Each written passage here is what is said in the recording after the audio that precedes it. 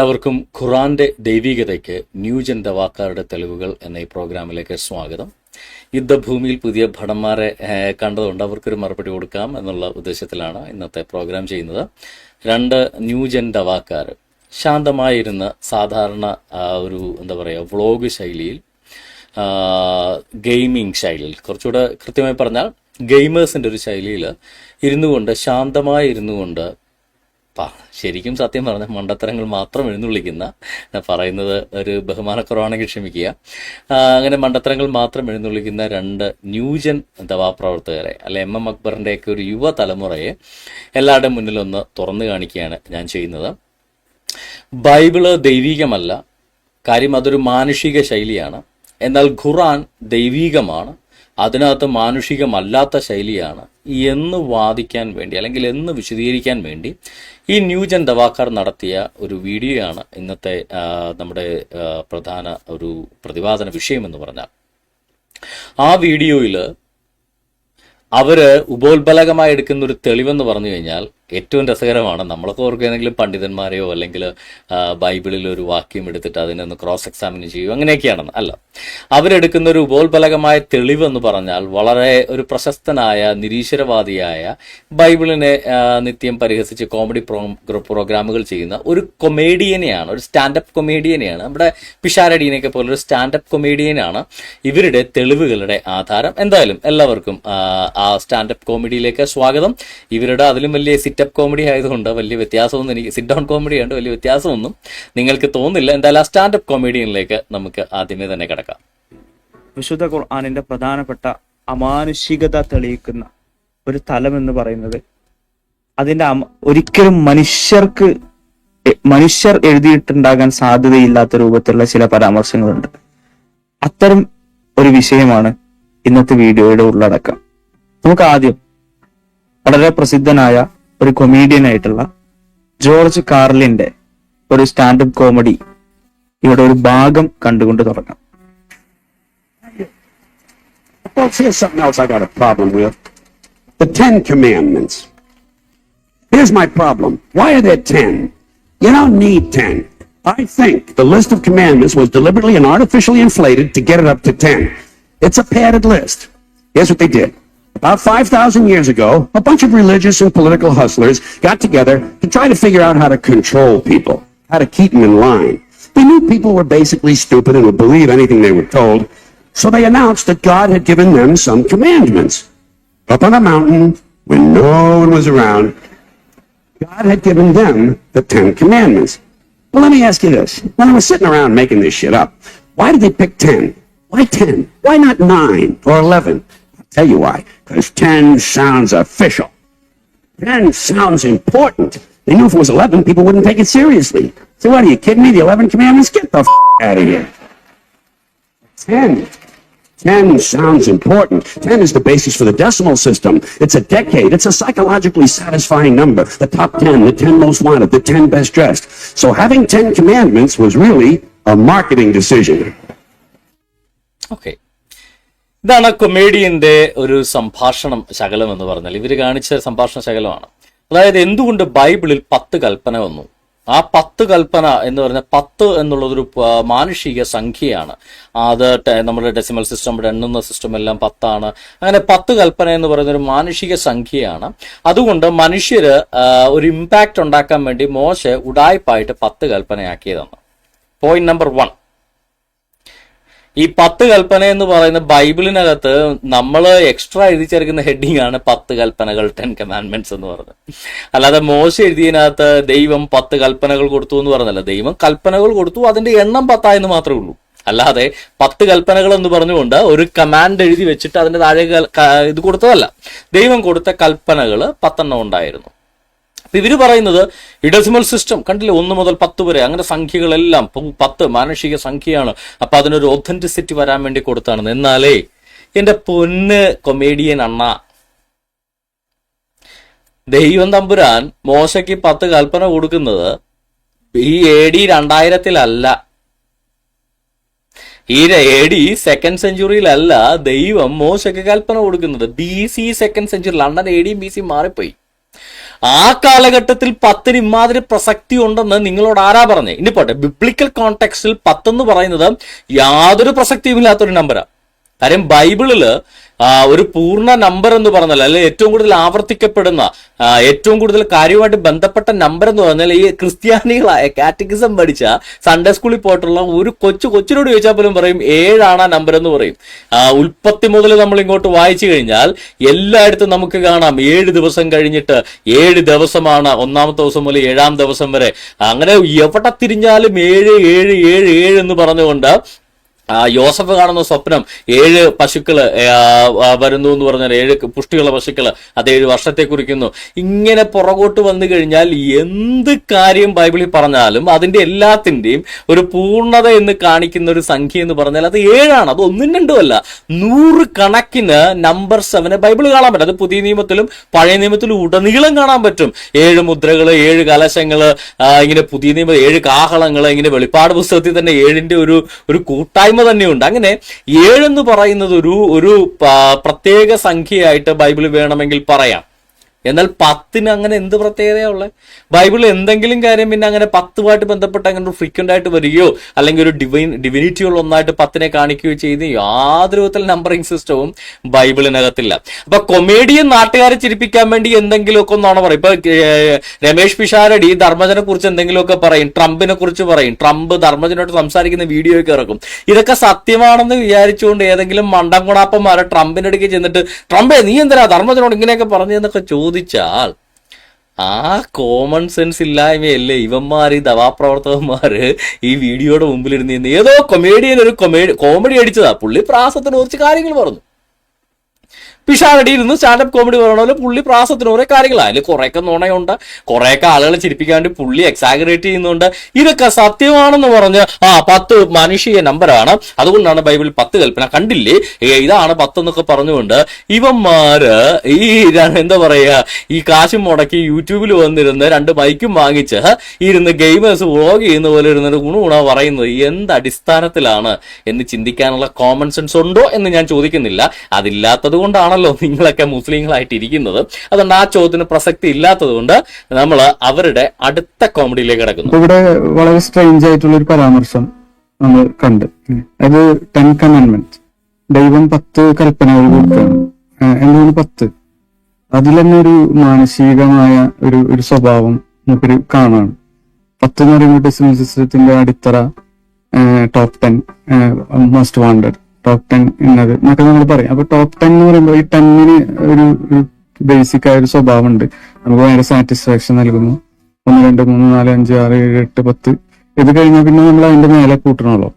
11 എന്ന് പറയുമ്പോൾ 10 + 1 അങ്ങനെയാണല്ലോ.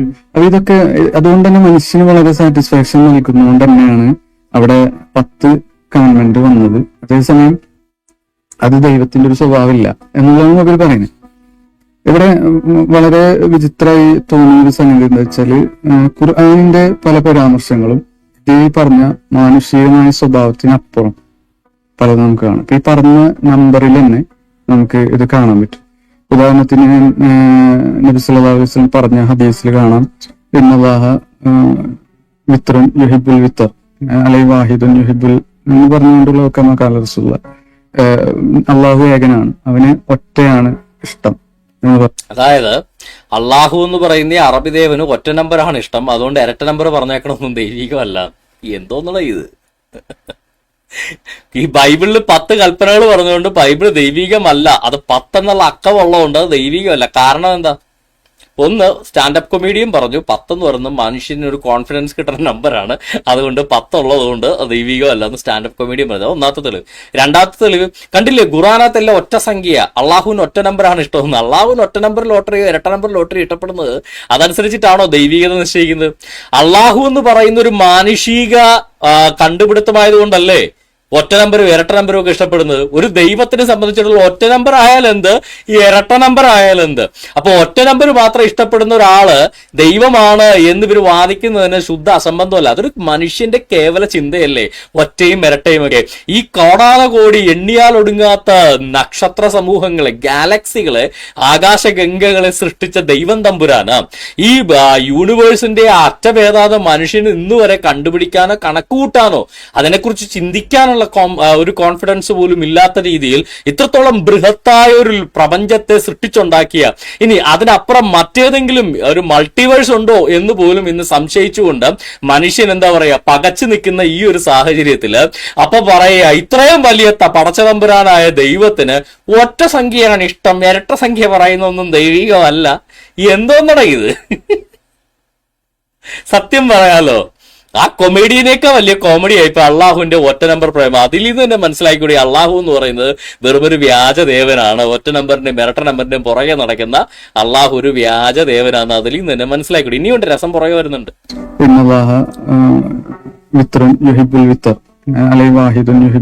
എന്ന് പറഞ്ഞുകൊണ്ടുള്ള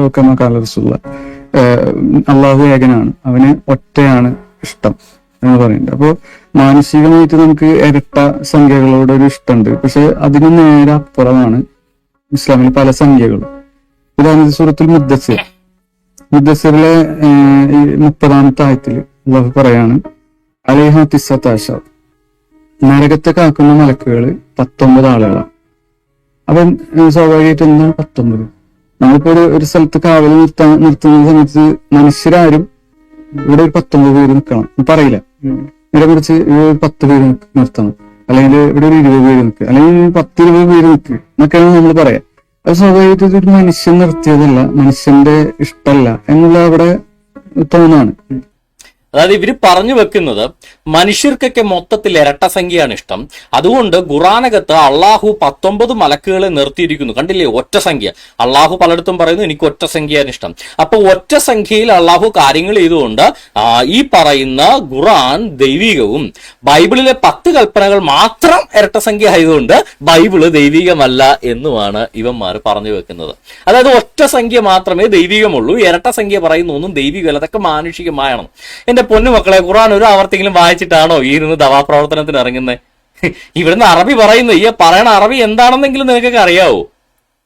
ഖുറാനിലെ 6-ാമത്തെ സൂറ 143-ാമത്തെ ആയത്ത്, സൂറത്ത് അൽ അൻആമിലെ 143-ാമത്തെ ആയത്ത് 8 ഇണകളെ അവൻ സൃഷ്ടിച്ചിരിക്കുന്നു, അല്ലാതെ ഒറ്റ സംഖ്യ ഇണകളല്ല. ഇനി 8 ഒറ്റ സംഖ്യയാണെന്ന് പറഞ്ഞു വരരുത് കേട്ടോ. അള്ളാഹു 8 എണ്ണത്തിനെ സൃഷ്ടിച്ചുകൊണ്ട് 8 ഒറ്റ സംഖ്യയാണ് ഇനി മുതൽ എന്ന് പറഞ്ഞുകൊണ്ട് പുതിയ പ്രഖ്യാപനം ഒന്നും മക്കൾ ഇറക്കണ്ട. 8 ഇണകളെ അവൻ സൃഷ്ടിച്ചിരിക്കുന്നു. ചെമ്മരിയാടിൽ നിന്ന് 2, കോലാടിൽ നിന്ന് 2 പറയുക, അവർ രണ്ടിലെയും ആൺവർഗ്ഗങ്ങളെയാണെന്നൊക്കെ പറഞ്ഞിട്ട് പിന്നെ പോകുന്നു. അപ്പൊ അള്ളാഹു സൃഷ്ടിച്ചത് 8 ഇണകളെയാണ് എന്ന് ഈ പറയുന്ന ഖുറാനിൽ പറയുന്നു. 8 എന്റെ മക്കളെ ഒറ്റ സംഖ്യയല്ലേ, ഇരട്ട സംഖ്യയാണെന്ന് അറിയാനുള്ള ബോധമില്ല. അതോ ഈ ആയത്ത് മുഹമ്മദ് കയ്യിൽ നിന്ന് ഇറക്കിയാണോ? ഇരട്ട സംഖ്യ വന്ന മുഴുവൻ മുഹമ്മദ് കയ്യിൽ നിന്നിട്ടതും അത് മാനുഷികമാണല്ലോ. ഒറ്റ സംഖ്യ വന്നത് മാത്രം അള്ളാഹുവിന്റെ ആയത്തുകളും എന്നാണോ പറയുന്നത്? മനുഷ്യനെ ഇണയായിട്ടല്ലേ, 2 ആയിട്ടല്ലേ സൃഷ്ടിച്ചു, ആണും പെണ്ണും. എന്റെ ബൈനറി അല്ലാതെ, ഇരട്ടയല്ലാതെ ഒറ്റ ഒരു, എന്നാ പിന്നെ ഒരു മൂന്നാമത്തെ ലിംഗം കൂടെ ചേർത്ത് ഒരു 3 എണ്ണം ഉണ്ടാക്കിയേക്കാം എന്ന് പറഞ്ഞുകൊണ്ട് എന്തേ വന്നില്ല? നിങ്ങൾ പറയുന്നതാണ് അള്ളാഹുവിന്റെ പ്രവർത്തികളെല്ലാം ഒറ്റ സംഖ്യകളാണെങ്കിൽ മനുഷ്യന് ആണും പെണ്ണും അല്ലാതെ മൂന്നാമത്തെ ലിംഗം കൂടെ ഉണ്ടാവുമല്ലോ. അല്ലാതെ ഇപ്പോഴത്തെ ഒരു ട്രാൻസ്ജെൻഡേഴ്സ് അല്ല, മൂന്നാമതായിട്ടൊരു ഡിഫൈൻഡ് ജെൻഡർ ഉണ്ടാവണമല്ലോ. അങ്ങനെയാണെങ്കിൽ ആണ് പെണ്ണ് എന്ന് പറയുന്ന പോലെ ഐഡന്റിഫയബിൾ ആയിട്ടുള്ള ബയോളജിക്കൽ ആയിട്ടുള്ള മൂന്നാമതൊരു ജെൻഡർ. XX-ഉം XY-യും കൂടാതെ വല്ല XXXോ XYZ ഒക്കെ ആയിട്ട് DNA ആയിട്ട് മൂന്നാമതൊരു സർട്ടൺ ജെൻഡർ ഉണ്ടാവണമല്ലോ. നിങ്ങളുടെ കണക്കനുസരിച്ചിട്ടാണ്. അല്ലെ അള്ളാഹുവിന് 19 ഇഷ്ടമെങ്കിൽ 19 ജെൻഡേഴ്സ് കൂടെ ഉണ്ടാവണമല്ലോ. ഒറ്റ സംഖ്യ മാത്രമാണ്, അല്ലെ ഒറ്റ ജെൻഡർ മാത്രമായിട്ട് ഇവിടെ ഉണ്ടാവണമല്ലോ. ഇതുമല്ല ഇവിടെ നടന്നേക്കുന്നത്. അപ്പോ മക്കളുടെ ഇരട്ട സംഖ്യ മാത്രം മാനുഷികവും ഒറ്റ സംഖ്യയെല്ലാം ദൈവികവും ആണെന്ന് പറഞ്ഞാൽ ഖുറാനിലെ കുറച്ച് ഇരട്ട സംഖ്യകൾ നമുക്ക് ഒന്ന് എടുത്തു നോക്കാം. ഖുറാനിലെ 55-ാമത്തെ സൂറ 17-ാമത്തെ ആയത്ത് 2 ഉദയസ്ഥാനങ്ങളുടെ രക്ഷിതാവും. സാധാരണ ഉദയസ്ഥാനം എന്ന് പറഞ്ഞാൽ മനുഷ്യർക്ക് എല്ലാവർക്കും ഒന്നേ ഉള്ളെന്ന് പറയുള്ളൂ, അല്ലെ? ഉദയസ്ഥാനം കിഴക്ക് ഒന്നല്ലേ ഉള്ളൂ. 2 അസ്തമന സ്ഥാനങ്ങളുടെ രക്ഷിതാവ് പടിഞ്ഞാറ്. നമുക്കൊക്കെ ഒരു അസ്തമയമുള്ള, അള്ളാഹിന് 2 അസ്തമയം ഉണ്ടെന്നാണ് പറയുന്നത്. അള്ളാഹിന് 2 ഉദയസ്ഥാനങ്ങളും 2 അസ്തമയ സ്ഥാനങ്ങളും ഉണ്ട്. 2 ഉദയസ്ഥാനങ്ങളുടെ രക്ഷിതാവും, അതായത് ഒറ്റ സംഖ്യയുള്ള ഉദയവും അസ്തമയവും അള്ളാഹു പിടിച്ചിരട്ടയാക്കുക. അപ്പൊ ഈ ഇരട്ട 2 ഉദയസ്ഥാനവും 2 അസ്തമയ സ്ഥാനവും എന്തേ മക്കളെ അള്ളാഹുവിന്റെ അല്ലേ, മനുഷ്യരുടെ ആണോ? ഇപ്പൊ ഖുറാൻ 3/4 മനുഷ്യർ എഴുതിയാണ് നിങ്ങൾ പറയേണ്ടി വരുമല്ലോ. ഖുറാനിലെ 41-ാമത്തെ സൂറ 10-ാമത്തെ ആയത്ത്, അതിൽ ഭൂമി അതിന്റെ ഉപരിഭാഗത്ത് ഉറച്ചു നിൽക്കുന്ന പർവ്വതങ്ങൾ അവൻ സ്ഥാപിക്കുകയും അതിൽ അഭിവൃദ്ധി ഉണ്ടാക്കുകയും അതിലെ ആഹാരങ്ങൾ അവിടെ വ്യവസ്ഥപ്പെടുത്തി വെക്കുകയും ചെയ്തിരിക്കുന്നു. 4 ദിവസങ്ങളിലായിട്ടാണ് അവൻ അത് ചെയ്തത്. ഭൂമി എന്തേ 5 ദിവസം ആക്കാഞ്ഞത്, എന്തേ 3 ദിവസം ആക്കാഞ്ഞത്, എന്തേ 19 ദിവസം ആക്കാഞ്ഞത്? അത് ഇരട്ടസംഖ്യയായി പോയില്ലേ 4. അള്ളാഹുവിന് അവിടെയും അബദ്ധം പറ്റി. ഇടക്കിടക്ക് ഈ ഡിമെൻഷ്യുള്ള നമ്മുടെ ജോ ബൈഡനെ പോലെ അള്ളാഹു ഇടക്കിടക്ക് മറന്നു പോകും. അള്ളാഹു നേരത്തെ തട്ടിയിട്ടുണ്ടോ, ഞമ്മക്ക് ഒറ്റ സംഖ്യ മാത്രമാണ് ഇഷ്ടം, ഞമ്മന്റെ പ്രവൃത്തികളെല്ലാം ഒറ്റ സംഖ്യ, അല്ലേലും ഇച്ചിരി ഇടത്തേക്കാണല്ലോ പോട്ട്. പക്ഷേ ഇടക്കണ്ണം മറന്നു പോവും. ഈ ഡിമെൻഷ്യയുടെ മരുന്ന് കഴിക്കാത്തപ്പോൾ അള്ളാഹു മറന്നു പോവുക, അയ്യോ ഇരട്ട സംഖ്യയും പറഞ്ഞു വിടുക. എന്ത് ചെയ്യാൻ, കഷ്ടം. മുഹമ്മദ് നേരത്തിന് പുള്ളിക്ക് മരുന്നെങ്കിലും കൊടുത്തെങ്കിൽ ഈ അബദ്ധം ഇവിടെ വരില്ലായിരുന്നു എന്നുള്ളതാണ് വാസ്തവം. ഖുറാനിലെ 41-ാമത്തെ സൂറയിൽ നമ്മളിപ്പോ കണ്ടത് എന്താ, 4 ദിവസങ്ങൾ കൊണ്ട് അദ്ദേഹം ഭൂമിയെ അറേഞ്ച് ചെയ്തു എന്നാ പറയുന്നത്, അല്ലാതെ ഒറ്റ സംഖ്യയല്ല. ഇനി മുന്നോട്ട് പോയി കഴിഞ്ഞാൽ ഖുറാനിലെ 24-ാമത്തെ സൂറത്ത് 100-ലെ 13-ാമത്തെ ആയത്ത്, അവർ എന്തുകൊണ്ട് അതിന് 4 സാക്ഷികളെ കൊണ്ടുവന്നില്ല? മുഹമ്മദിന്റെ ഭാര്യ ഒരു വ്യഭിചാര കേസിന് നാട്ടുകാർ പറഞ്ഞു അവളായിട്ട് വ്യഭിചാരം ചെയ്തു എന്ന് പറഞ്ഞപ്പോ 3 സാക്ഷികൾ ഉണ്ടാവുള്ളൂ. അപ്പൊ തന്നെ ഒറ്റ സംഖ്യ പറ്റില്ല, അപ്പം മുഹമ്മദിന് ഇരട്ട സംഖ്യ വേണം. ആയിഷയെ രക്ഷിക്കാൻ വേണ്ടി മുഹമ്മദിന് ഇരട്ട സംഖ്യ വേണം. അപ്പൊ തന്നെ ആയത്തിറക്കി അള്ളാഹു. അപ്പൊ ഈ ഒറ്റ ഇരട്ട എന്ന അള്ളാഹുവിന് പ്രസക്തമല്ല. അവിടെ 3 പേരുണ്ടായിരുന്നു, അപ്പൊ അള്ളാഹു ഒരെണ്ണം കൂട്ടി പറഞ്ഞു, 1 കൂട്ടി ലേലം വിളിക്കണ പോലെ. അപ്പൊ 4 സാക്ഷികളെ കൊണ്ടുവന്നില്ല, അപ്പൊ അള്ളാഹുവിന് ഇരട്ട സംഖ്യ വേണം. അപ്പൊ ഈ ഇരട്ട അള്ളാഹു മനുഷ്യനാകുമെന്നാണ് ഇവന്മാർ ഇവിടെ എഴുതി പറയുന്നതിന്റെ ലക്ഷണം. ഇനി സൂറ 39, ഖുറാനിലെ 39-ാമത്തെ സൂറത്ത് സുമറിലെ 6-ാമത്തെ ആയത്ത്, ഒരൊറ്റ അസ്തിത്വത്തിൽ നിന്ന് അവൻ നിങ്ങളെ സൃഷ്ടിച്ചു, പിന്നീട് അതിൽ നിന്ന് അതിന്റെ ഇണയെ ഉണ്ടാക്കി, കന്നുകാലികളിൽ നിന്ന് 8 ജോഡികളെയും അവൻ നിങ്ങൾക്ക് ഇറക്കി തന്നു. അപ്പോ ഒറ്റ അസ്തിത്വത്തിൽ നിന്ന് 2 എണ്ണത്തെ നിങ്ങളെ സൃഷ്ടിച്ചു, 2 പേരെ ആണിനെയും പെണ്ണിനെയും സൃഷ്ടിച്ചു. പിന്നെ 8 ജോഡികളെയും കന്നുകാലികളിൽ നിന്ന് 8 ജോഡി കന്നുകാലിനെ ഇറക്കി കൊടുത്തു. മക്കള് പശുവൊക്കെ മയച്ച് വിടങ്ങ് ജീവിച്ചോളം പറഞ്ഞ് ഈ നമ്മുടെ പ്രധാനമന്ത്രി കന്നുകാലി യോജന എന്നൊക്കെ പറയുന്ന പോലെ ഒരു ഭാര്യയ്ക്കും ഭർത്താവിനും കുറച്ച് 8 ജോഡി കന്നുകാലികളെയും കൊടുത്ത് ഒരു തൊഴുത്തും കൊടുത്ത് പ്രധാനമന്ത്രി കന്നുകാലി യോജനയായിട്ട് അള്ളാഹു കന്നുകാലി യോജന ഇറക്കി കേന്ദ്ര ഗവൺമെന്റ് കൊടുത്തു എന്നാണ് ഇവര് പറയുന്നത്. പക്ഷെ അവിടെയും പ്രശ്നം, എല്ലാം ഇരട്ട സംഖ്യ, ഒറ്റ സംഖ്യ അവിടെയും കാണില്ല. ഇനി ഖുറാനിൽ 25-ാമത്തെ സൂറ 59-ാമത്തെ ആയത്ത്, സൂറ ഫുർഖാനിലെ 59-ാമത്തെ ആയത്ത്, ആകാശങ്ങളും ഭൂമിയും അവക്കിടയിലുള്ളതും 6 ദിവസങ്ങളിൽ, അവിടെയും ഇരട്ട സംഖ്യ. അള്ളാഹുവിന്റെ സൃഷ്ടി മുതൽ ഒടുക്കം വരെ ഇരട്ട സംഖ്യ. എന്നിട്ട് പറയാം ഇരട്ട സംഖ്യയൊക്കെ മാനുഷികവും, ഒറ്റ സംഖ്യ അങ്ങടെ അള്ളാഹുന്റെ സ്വന്തം പോക്കറ്റിൽ നിന്ന് വന്നതാണ്. അപ്പൊ അള്ളാഹു 6 ദിവസം കൊണ്ടാണ് സൃഷ്ടിച്ചത്, അല്ലാതെ 5 ദിവസം കൊണ്ടോ 7 ദിവസം കൊണ്ടോ അല്ല, 6 ദിവസം കൊണ്ടാണ് അള്ളാഹു സൃഷ്ടിച്ചത്. അവിടെയും അള്ളാഹുവിന് അബദ്ധം പറ്റി. ആരും ഒന്നും പറയരുത്, ഡിമെൻഷ്യക്ക് മരുന്ന് കഴിക്കാൻ മറന്നുപോയി. ഖുറാനിലെ 69-ാമത്തെ സൂറ 17-ാമത്തെ ആയത്ത്, മലക്കുകൾ അതിന്റെ നാനാഭാഗത്തുണ്ടായിരിക്കും, നിന്റെ രക്ഷിതാവിന്റെ സിംഹാസനത്തെ അവരുടെ മീതെ 8 കൂട്ടർ, അള്ളാഹുവിന്റെ കസേര ചുമക്കണ വരെ വേണം 8 പേര്, 8 കൂട്ടർ. അള്ളാഹുവിന്റെ കസേര അർശിനെ ചുമക്കണമെങ്കിൽ വേണം 8 കൂട്ടർ. അപ്പോഴും ഒറ്റ സംഖ്യ ഇല്ല. കാര്യം അള്ളാഹുവിന് വെളിവുണ്ട്, ഉമ്മാരെ പോലെ അല്ല. ഒറ്റ സംഖ്യയിൽ പിടിച്ചു കഴിഞ്ഞാൽ ചിലപ്പോൾ സാധനം എവിടെയെങ്കിലും മറിഞ്ഞു വീഴും.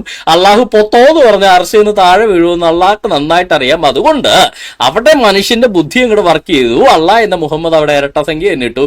8 കൂട്ടറാണ് വായിക്കുന്നത്, അല്ല 7 കൂട്ടറൊക്കെ വായിച്ചു കഴിഞ്ഞാൽ ചിലപ്പോൾ ഒരു സൈഡിൽ ഇംബാലൻസ് വരുമെന്ന് ഈ പറയുന്ന അള്ളാഹ്ക്ക് അറിയാം. പള്ള എന്ന ഈ മനുഷ്യന് അവിടെയും അബദ്ധം പറ്റും. അപ്പൊ മക്കൾ ഒന്നുകിൽ എവിടെയെങ്കിലും ഒന്ന് ഉറച്ചു നിൽക്കണം. ഇരട്ട സംഖ്യ പറയുന്നതെല്ലാം മനുഷ്യർ, ഒറ്റ സംഖ്യ പറയുന്ന അള്ളാന്റെ മഹത്വമായ ദൈവവചനമാണെങ്കിൽ ഖുറാനത്തെ പകുതി മുക്കാലും മനുഷ്യനുണ്ടാക്കിയതാണെന്ന് നിങ്ങൾ തന്നെ സമ്മതിക്കേണ്ടി വരും. ബൈബിളിൽ ആകെ ഒരു ഇരട്ട സംഖ്യയുള്ള, അതിനെ പിടിച്ചാണ് ഒമാറി കയറുന്നത്. ബൈബിൾ ഒറ്റ സംഖ്യയും ദൈവത്തിന് പ്രസക്തമല്ല, ഇരട്ട സംഖ്യയും പ്രസക്തമല്ല. കാര്യം സകലവും പടച്ചുണ്ടാക്കിയ ദൈവത്തിന് സംഖ്യയെ പ്രസക്തമല്ല, കാലത്തിന് അതീതരായവന് കാലം പ്രസക്തമല്ല എന്ന് പറയുന്ന പോലെ സകലവും പടച്ചുണ്ടാക്കിയ ദൈവത്തിന് സംഖ്യയെ പ്രസക്തമല്ല. പക്ഷേ ഈ ഖുറാനിലെ അറബി പേഗൻ ദൈവമായ അള്ളാഹ്ക്ക് സംഖ്യ വളരെ പ്രസക്തമാണ്. ഒറ്റ ഇരട്ടയും കളിക്കും. നമ്മുടെ എന്താ പറയാ, നമ്മളൊക്കെ പണ്ടൊക്കെ പുളിങ്കിരി കളിക്കത്തില്ല, ഒറ്റ ഇരട്ട. അതുപോലെയാണ് അള്ളാഹുടെ പരിപാടി. ഇരട്ട അള്ളാഹ് പറയില്ല, ഒറ്റ മാത്രമേ പറയുള്ളൂ എന്നാണ് ഇവരുടെ വാദം. ഇനിയും മുന്നോട്ട് പോയി കഴിഞ്ഞാൽ അള്ളാഹിന്റെ ഇരട്ടവാദം ഖുറാനിലെ 3-ാമത്തെ സൂറ 124 മുതൽ 125 വരെയുള്ള ആയത്തുകൾ, സൂറത്ത് ആലു ഇമ്രാനിലെ, സൂറ ഫുർഖാനല്ല, സൂറ ആലു ഇമ്രാനിലെ 120 ആലു ഇമ്രാൻ ഞാൻ ഒന്ന് ഇട്ടോട്ടെ, അല്ലെ പിന്നെ അത് പറയും ഞാൻ ഖുറാൻ തെറ്റിച്ച് കഴിഞ്ഞെന്ന് പറയും. ആലു ഇമ്രാനിലെ 124 125 ആയത്തുകളും, നബിയെ നിങ്ങളുടെ രക്ഷിതാവ് 3000 മലക്കൾ, അയ്യോ അള്ളാഹുവിന്റെ മലക്കളുടെ ഇവിടെ എന്ത് ഇരട്ടയായ അള്ളാഹു 19 മലക്കുകൾ ഇറക്കിയപ്പോ അത് അവർക്ക് ദൈവീകം. ഇവിടെ 3000 മലക്കുകൾ ഇറക്കിയപ്പോ എന്താ, അപ്പൊ ഇത് ദൈവീകം അല്ലേ? എന്തോന്നായത്? 19 മലക്കുകൾ ഇറക്കിയ കണ്ടില്ലേ? മനുഷ്യരാണെങ്കിൽ 20 ഇറക്കിയനല്ലേ, 10 ഇറക്കിയനെ, 19 ഇറക്കിയത് കൊണ്ട് അത് ദൈവികമാണെന്ന് പറഞ്ഞാൽ ഇവിടെ 3000 ഇരട്ട സംഖ്യയല്ലേ? അള്ളാഹു എന്തേ നമ്മൾ കല്യാണത്തിനൊക്കെ കൊടുക്കണമല്ലോ, 501 101 കൊടുക്കണ പോലെ 3001 കൊടുക്കാതെ വെറും 3000 മലക്കുകൾ ഇറക്കിയത് എന്തേ? അത് പറ്റില്ലായിരുന്നു. പണ്ട് അറബി പേഗൻസിന് ഒറ്റ സംഖ്യയാണ് അവർക്ക് പ്രസക്തി. അതുകൊണ്ടല്ല അള്ളാഹ്ക്ക് 3 പെമ്മക്കളാ, 4 പെമ്മക്കളല്ല, 3 പെമ്മക്കളായിരുന്നു ഈ പറയുന്ന ഖുറൈശ് ബഹുദൈവ മതത്തില്. അവര് 7 അമ്പുകളായിരുന്നു. ഹുബലിന് അമ്പ ചെയ്യാൻ വേണ്ടി വെക്കുന്നത് 7 അമ്പുകളായിരുന്നു. ഇങ്ങനെ ഈ ഖുറൈശി പേഗൻ മതത്തിലെ എല്ലാത്തിനും ഇവർക്ക് 7 ഈ പറയുന്ന ഒറ്റ സംഖ്യകളായിരുന്നു ഇവർക്ക് ഉണ്ടായിരുന്നത്. അള്ളാഹുവിന്റെ പെമ്മക്കൾ മുതൽ ഈ പറയുന്ന ഹുബലിന്റെ അമ്പ് വരെ എല്ലാം ഒറ്റ സംഖ്യകളായിരുന്നു. അതുകൊണ്ടാണ് ഖുറൈശി മതത്തിൽ നിന്ന് ആ മതത്തിലെ അള്ളാഹ് എന്ന് പറയുന്ന ഈ പേഗൻ ദേവനെ ദൈവമാക്കി, ഏകദൈവമാക്കി പുനഃപ്രതിഷ്ഠ നടത്തിയ മുഹമ്മദ് ആ ഒറ്റ സംഖ്യനെ എടുത്തുകൊണ്ട് വന്ന് ഇടക്കിടക്കൊക്കെ അങ്ങോട്ട് പോകും പുള്ളിക്കാരൻ. അപ്പൊ അങ്ങോട്ട് പോയപ്പോൾ എടുത്തുകൊണ്ട് പോകുന്നതാണ് ഈ ഒറ്റ സംഖ്യ ഇഷ്ടം. പക്ഷേ മുഹമ്മദ് ഖുറാൻ പറഞ്ഞ് പോയപ്പോ ഇതൊക്കെ ആരും ഓർത്തിരിക്കുക, ഇവന്മാരൊക്കെ ഇങ്ങനെ ഈ 2000 നൂറ്റാണ്ടില് ഇങ്ങനെ കിടന്ന് മണ്ടത്തരം വിളിച്ചു പറയുന്ന അന്നുള്ള മുഹമ്മദിന് പറയാവോ? അതുകൊണ്ട് പുള്ളിക്കാരന് ഒറ്റയും പറഞ്ഞ അവസാനം ഇരട്ടയും പറഞ്ഞു. ആദ്യം പറഞ്ഞ പുള്ളി അങ്ങ് മറന്നുപോയി. അപ്പൊ ഇവിടെ 19 മലക്കിനെ അവിടെ ഇറക്കിയത് കൊണ്ട് അവിടെ ദൈവികമാണെന്ന് പറഞ്ഞ ഇവന്മാര് ഈ 3000 മലക്കിനെ ഇറക്കിയത് ദൈവമല്ല മനുഷ്യനാണ് എന്ന് ഇവരങ്ങ് പറയേണ്ടി വരുമല്ലോ. ഇനി താഴേക്ക് വന്നാൽ നിങ്ങൾ ക്ഷമിക്കുകയും സൂക്ഷ്മത പാലിക്കുകയും ചെയ്താൽ വേണം ഞാൻ 2000 കൂടെ കൂടുതൽ തരാതെ മൊത്തം 5000 ഇറക്കാന്ന്. അപ്പോഴും ഒറ്റ സംഖ്യയല്ല. 5001 ഇറക്കാമെന്നോ 5003 ഇറക്കാമെന്നോ അല്ല, അപ്പോഴും ഒറ്റ സംഖ്യയല്ല, ഇരട്ട സംഖ്യയാണ്. ഇനി 5 അറ്റത്തുള്ളതുകൊണ്ട് അത് ഒറ്റ സംഖ്യയാണെന്ന് പറയരുത് കേട്ടോ മക്കളെ. 5000 ഇരട്ട സംഖ്യയാണ്, ഒറ്റ സംഖ്യയല്ല. ഇവന്മാർ വേണം പറയാം, കണ്ടില്ലേ 5ഉം 3ഉം അത് ഒറ്റ സംഖ്യയല്ലേ എന്ന് പറയും. എന്നാൽ അള്ളാഹ്ക്ക് കണക്ക് ഞങ്ങൾ പഠിപ്പിച്ചു തരേണ്ടി വരും. അങ്ങനെയാണെങ്കിൽ അള്ളാഹുവെ അബദ്ധം പറ്റിപ്പോയി 5 അറ്റത്തുണ്ടെങ്കിലും 5000ഉം 500ഉം ഒക്കെ ഒറ്റ സംഖ്യയല്ല, ഇരട്ട സംഖ്യയാണ്. 3 ഒറ്റ സംഖ്യയാണെങ്കിലും 300ഉം 3000ഉം ഒക്കെ ഇരട്ട സംഖ്യയാണെന്ന് അള്ളാഹുവിനെ ഞങ്ങൾ അങ്ങോട്ട് കയറി പഠിപ്പിക്കേണ്ടി വരും. അതുകൊണ്ട് അള്ളാഹുവിനെ കണക്ക് ക്ലാസ്സിൽ എടുത്തിട്ടുണ്ടെങ്കിൽ നിങ്ങൾ ഇമാതിരി മണ്ടത്തരങ്ങൾ പറയുന്നത് ഭാവിയിലെങ്കിലും നിർത്തുക. അല്ല പറയാണ് മലായിക്ക, നരകത്തിനെ കണക്കുന്ന ആളുകളെ മലക്കുകളല്ലാതെ വേറെ ആരും നിശ്ചയിച്ചിട്ടില്ല. വമാജാലന ഇദ്ദത്തുഹും, അവരുടെ എണ്ണത്തെ നാം ആക്കിയിട്ടില്ല. ഇല്ലാ ഫിത്നത്തിനുള്ളതിനെ കഫറു, അവിശ്വാസികൾക്ക് ഒരു പരീക്ഷണമായിക്കൊണ്ടല്ലാതെ. അപ്പൊ അവിശ്വാസികൾക്ക് അതിൽ വളരെയധികം ഒരു വിചിത്രത അനുഭവപ്പെടാണ്. പിന്നെ ഈ ഖുറാനിലെ 19 മലക്കിന് ഇറക്കിയാലും 3000 മലക്കിന് ഇറക്കിയാലും ഞങ്ങൾക്ക് എന്ത് വിചിത്രത. അന്നത്തെ നാട്ടുകാര് പറഞ്ഞെന്താ, ഇതൊരു ഭ്രാന്തനായ കവിയുടെ വാക്കുകളാണ്, അവർക്ക് ഇതിനകത്ത് വലിയ വിചിത്രതയൊന്നും ഇല്ല, ഏതോ ഭ്രാന്തൻ എഴുതിയ കുറെ വരികൾ, ഇത്രയും അന്നത്തെ നാട്ടുകാര് പറഞ്ഞതായിട്ട് ഖുറാനകത്ത് രേഖപ്പെടുത്തിയിരിക്കുന്നത്. ഇത് ഞാൻ പറഞ്ഞ അഭിനന്ദയൊന്നുമല്ല, ഖുറാനകത്ത് എഴുതി വെച്ചിരിക്കുന്ന ഇത് ഒരു ഭ്രാന്തനായ കവിയുടെ വാക്കുകൾ അത്രേ എന്ന് അന്നത്തെ ഖുറൈശികൾ പറഞ്ഞ കാര്യം ഖുറാനകത്ത് കൃത്യമായിട്ട് രേഖപ്പെടുത്തിയിട്ടുണ്ട്. അപ്പൊ ഈ ഖുറാനകത്ത് വിചിത്രതയും അല്ലാത്തതൊന്നും തിരക്കലൊന്നും അന്നത്തെ നാട്ടുകാരുടെ പണിയല്ലായിരുന്നു. ഇത് മനസ്സിലാക്കണമെങ്കിലേ ഈ യൂട്യൂബിൽ ഇരുന്ന് ഗുണഗുണ അടിക്കുന്ന നേരത്തെ വല്ലപ്പോഴും ആ ഖുറാൻ ഒന്ന് വായിച്ചാൽ തീരാത്ത പ്രശ്നമുള്ളൂ. അത് അവരെ വിശ്വാസത്തിലേക്ക് എത്തിക്കുന്നില്ല, പക്ഷെ ഒരു വിചിത്രത അവർക്ക് അനുഭവപ്പെടുന്നു. അതേസമയം ലിയസ്തൈക്കിനല്ലതിന് ഊത്തുൽ കിതാബ് വയസ്താദല്ലതിന് ആമനു ഈമാന, പിന്നെ വേദക്കാർക്ക് അത് ഉറപ്പാവാണ്, ഇത് ദൈവത്തിൽ നിന്നുള്ളതാണെന്ന് ഉറപ്പാവുന്നു. വിശ്വാസികൾക്ക് അതിൽ നിന്ന് ഈമാൻ കൂടുന്നു. വലായർത്താബല്ലതിന് ഊത്തുൽ കിതാബ്, വിശ്വാസികൾക്കും വേദക്കാർക്കും സംശയം മനസ്സിൽ പോവാണ്, ഇത് ദൈവത്തിന്റെ തന്നെയാണ്, അല്ലാണ്ട് എങ്ങനെ ഉണ്ടാവും എന്ന് തോന്നും ആ 19. അപ്പൊ ഈ ഒറ്റ നമ്പർ കാണുമ്പോ ഇത് ദൈവത്തിൽ നിന്നാണ് സംശയം തോന്നുന്നു. അപ്പൊ ഇരട്ട നമ്പർ കാണുമ്പോ ഇത് മനുഷ്യനിൽ നിന്നാണ് സംശയം തോന്നത്തില്ലേ? എന്തുവായി ശരിക്കും പറഞ്ഞു കഴിഞ്ഞാൽ ഈ തലക്ക് വെളിവില്ലാത്തവന്മാർക്ക് വേണ്ടി മാത്രം ഉണ്ടാക്കിയേക്കണ മതം വല്ലതും ആണോ ഇവന്മാരുടെ? അതോ ദവാപ്രവർത്തകർ ആവണതിന് തലക്കകത്ത് വെളിവ് ഉണ്ടാകരുതെന്ന് വല്ല സർട്ടിഫിക്കറ്റ് ഇവന്മാർ വാങ്ങിച്ചോണ്ട് ചെല്ലണോ? അറിയാൻ പാടില്ലാണ്ട് ഇരിക്കുക. 19 ആയതുകൊണ്ട് മറ്റു മതക്കാർക്കത് തോന്നും ഇത് ദൈവികമായിരിക്കാൻ സാധ്യതയുണ്ടെന്ന് തോന്നുമെന്ന്. എന്റെ പൊന്നണ്ണ, നിങ്ങൾ ഒറ്റ സംഖ്യയാണെങ്കിൽ ഇരട്ട സംഖ്യ, ഇതൊക്കെ മനുഷ്യനല്ലേ ഈ സംഖ്യകളുടെ ഒറ്റയും ഇരട്ടയും ഒക്കെ? പടച്ച തമ്പുരാൻ എന്ത് സംഖ്യ, എന്ത് നമ്പർ? He is infinite. അവൻ അനന്തനാണ്, അനന്തമാണ്. ദൈവം എന്ന് പറഞ്ഞാൽ സകലത്തിന്റെയും അനാദിയാണ്. യേശുക്രിസ്തു ഇവിടെ വന്ന് ഞാൻ ഒന്നാമത്തെയും രണ്ടാമത്തെയും മൂന്നാമത്തെയും ആണെന്ന് പറയാനല്ല, ഞാൻ ആദ്യനും ഞാൻ അന്ത്യനുമാകുന്നു എന്ന് പറയാൻ, ഞാൻ ആൽഫയും ഞാൻ ഒമേഗയും ആകുന്നു, ഞാൻ ആദിയും ഞാൻ അന്ത്യവുമാകുന്നു എന്ന് പറയാനാ ദൈവം തമ്പുരാൻ മനുഷ്യനായിട്ട് ഭൂമിയിൽ വന്നിട്ട് പറഞ്ഞത്. അപ്പോഴാണ് ഇവര് പറയുന്നത് ദൈവത്തിന് നമ്പരൊക്കെ ഇട്ടെന്ന്. ഒറ്റ നമ്പർ അടിച്ചാലത് ദൈവം, ഇരട്ട നമ്പർ അടിച്ചാലത് മനുഷ്യൻ. എന്തു സത്യം പറയാലോ, സമ്മതിക്കണം കേട്ടോ നിങ്ങളുടെ മതത്തിന്. ഉണ്ടാവും എന്ന് തോന്നും ആ 19 കേട്ടാൽ എന്നാണ് പറയുന്നത്. അപ്പൊ ഇവിടെ ഒരു വിശ്വാസിയുടെ പെർസ്പെക്റ്റീവ്, ഇസ്ലാമിന്റെ ഏറ്റവും വലിയ സത്യം എന്നൊന്നുമല്ല നമ്മൾ പറയുന്നത്, നേരെ മറിച്ച് ഒരു വിശ്വാസിക്ക് മനസ്സിലാവും ഇതൊരു മനുഷ്യന്റെ സംസാരമല്ല, അല്ലെങ്കിൽ ഒരു മനുഷ്യന്റെ സ്വഭാവമല്ല ഈ ഖുർആനിലെ പരാമർശങ്ങളിലൊക്കെ വരുന്നത്. നേരെ മറിച്ച് ഒരു സൂപ്പർ നാച്ചുറൽ ആയിട്ടുള്ള എൻറ്റിറ്റിയുടെ, അല്ലെങ്കിൽ മനുഷ്യേതരമായിട്ടുള്ള ഒരു എൻറ്റിറ്റിയുടെ ചിന്ത, അവരുടെ സ്വഭാവം, ഇതൊക്കെ ഖുർആനിൽ പലയിടത്തും ഈ സംഖ്യകളിലും അല്ലാത്തവങ്ങളിലൊക്കെ വരുന്നു എന്നുള്ളതാണ്. ഓക്കെ, ഇവരുടെ ഒരു ആർഗ്യുമെന്റ് ആണ്, ഖുറാനിലെ ആയത്തുകളിൽ മനുഷ്യേതരമായ ഒരു എൻറ്റിറ്റിയുടെ ഒരു പ്രസൻസ് നമുക്ക് ഫീൽ ചെയ്യും. അതിൻ്റെ ആശയങ്ങൾ, അതിലെ പറയുന്ന കാര്യങ്ങളൊക്കെ മനുഷ്യനല്ലാത്ത, മനുഷ്യനേക്കാൾ ഒത്തിരി ഉന്നതനായ ഒരു എൻറ്റിറ്റിയുടെ ഒരു ഒരു എന്താ പറയുക, ഒരു മനുഷ്യൻ എഴുതിയാൽ കിട്ടാത്ത കാര്യങ്ങൾ, ഒരു മനുഷ്യൻ എഴുതിയാൽ വരാത്ത കാര്യങ്ങളൊക്കെയാണ് ഖുറാനകത്തുള്ളത്. അതാണ് ഖുറാന്റെ ഒരു ദൈവികത എന്നാണ് ഇവർ പറയുന്നത്. ഒന്നുകൂടി ശ്രദ്ധിച്ച് കേട്ടോ, നമ്മൾക്കൊന്ന് വിശദമായിട്ട് അത് എടുക്കാൻ പോവാം. അവരുടെ സ്വഭാവം ഇതൊക്കെ ഖുറാനിൽ പലയിടത്തും ഈ സംഖ്യകളിലും അല്ലാത്തങ്ങളിലൊക്കെ വരുന്നു. ഒരു സൂപ്പർ നാച്ചുറൽ ആയിട്ടുള്ള എൻറ്റിറ്റിയുടെ അല്ലെങ്കിൽ മനുഷ്യേതരമായിട്ടുള്ള ഒരു എൻറ്റിറ്റിയുടെ ചിന്ത, അവരുടെ സ്വഭാവം ഇതൊക്കെ ഖുറാനിൽ പലയിടത്തും ഈ സംഖ്യകളിലും അല്ലാത്തങ്ങളിലൊക്കെ വരുന്നു എന്നുള്ളതാണ്. അപ്പൊ ഈ ദവാക്കുഞ്ഞുങ്ങള് ഈ സൂപ്പർ നാച്ചുറൽ എന്ന് പറഞ്ഞ് ഖുറാനകത്തുള്ള ഈ സംഖ്യകളുടെ ഈ കണക്കുകളുടെയൊക്കെ അല്ലെങ്കിൽ ഖുറാനകത്തുള്ള കാര്യങ്ങൾ സൂപ്പർ നാച്ചുറൽ ആയിട്ടുള്ള, അതൊരു മനുഷ്യനെ കൊണ്ട് ഒരിക്കലും എഴുതാൻ പറ്റാത്ത തരത്തിലുള്ള ഖുറാനകത്തെ കാര്യങ്ങൾ നമുക്കൊന്ന് പരിശോധിച്ച് നോക്കണ്ടേ. ദവാക്കുഞ്ഞുങ്ങളുടെ സൂപ്പർ നാച്ചുറൽ ചിന്തകൾ നമുക്കൊന്ന് പരിശോധിച്ച് നോക്കാം. ഖുറാനിലെ 33-ാമത്തെ സൂറ 4-ാമത്തെ ആയത്ത്, യാതൊരു മനുഷ്യനും അവന്റെ ഉള്ളിൽ അല്ലാഹു 2 ഹൃദയങ്ങൾ ഉണ്ടാക്കിയിട്ടില്ല. നിങ്ങൾ നിങ്ങളുടെ മാതാക്കളെ പോലെ പ്രഖ്യാപിക്കുന്ന നിങ്ങളുടെ ഭാര്യമാരെ അവൻ നിങ്ങളുടെ മാതാക്കളാക്കിയിട്ടുമില്ല. നിങ്ങളിലേക്ക് ചേർത്ത് വിളിക്കപ്പെടുന്ന നിങ്ങളുടെ ദത്തുപുത്രന്മാരെ അവൻ നിങ്ങളുടെ പുത്രന്മാരാക്കിയിട്ടുമില്ല. അതൊക്കെ നിങ്ങളുടെ വായ കൊണ്ട് നിങ്ങൾ പറയുന്ന വാക്ക് മാത്രമാവുന്നു. മനസ്സിലായോ? ദത്തുപുത്രന്റെ ഭാര്യനെ, അതായത് സയ്യിദ് ബിൻ മുഹമ്മദിന്റെ ഭാര്യനെ മുഹമ്മദിന് കെട്ടാൻ വേണ്ടി നൈസായിട്ട് ആ ബന്ധം ഉപേക്ഷിക്കുന്ന, ദത്തുപുത്രനായിട്ടുള്ള ബന്ധം ഉപേക്ഷിക്കാൻ വേണ്ടി നൈസായിട്ട് ഇറക്കി കൊടുത്ത ആയത്ത സൂപ്പർ നാച്ചുറൽ ചിന്തകളാണ് ഇതൊക്കെ. കട്ടം തന്നെ മുതലാളി. അതായത് ഒരാൾക്ക് ആൺമക്കൾ ഇല്ലാതിരിക്കുക, ജനിച്ചു വീഴുന്ന ആൺമക്കളെല്ലാം തട്ടിപ്പോവുക, കുഞ്ഞുനാളിൽ തന്നെ മരിച്ചു പോവുക. അങ്ങനെ ഗതി കേട്ടിട്ട് അടിമയായിട്ട് നിന്നിട്ടൊരു പയ്യനെ, സയ്യിദ് ബിൻ ഹരിത് എന്ന് പറയുന്ന ഹരിത്തിന്റെ മകൻ സയ്യിദിനെ സ്വന്തം മകനായി ദത്തെടുത്ത് സയ്യിദ് ബിൻ മുഹമ്മദ് എന്ന് വിളിക്കാൻ തുടങ്ങുന്നു. അങ്ങനെ ആ സയ്യിദ് ബിൻ മുഹമ്മദിനെ മുഹമ്മദിന്റെ തന്നെ ഒരു കസിനെ കൊണ്ട് കല്യാണം കഴിപ്പിക്കുന്നു.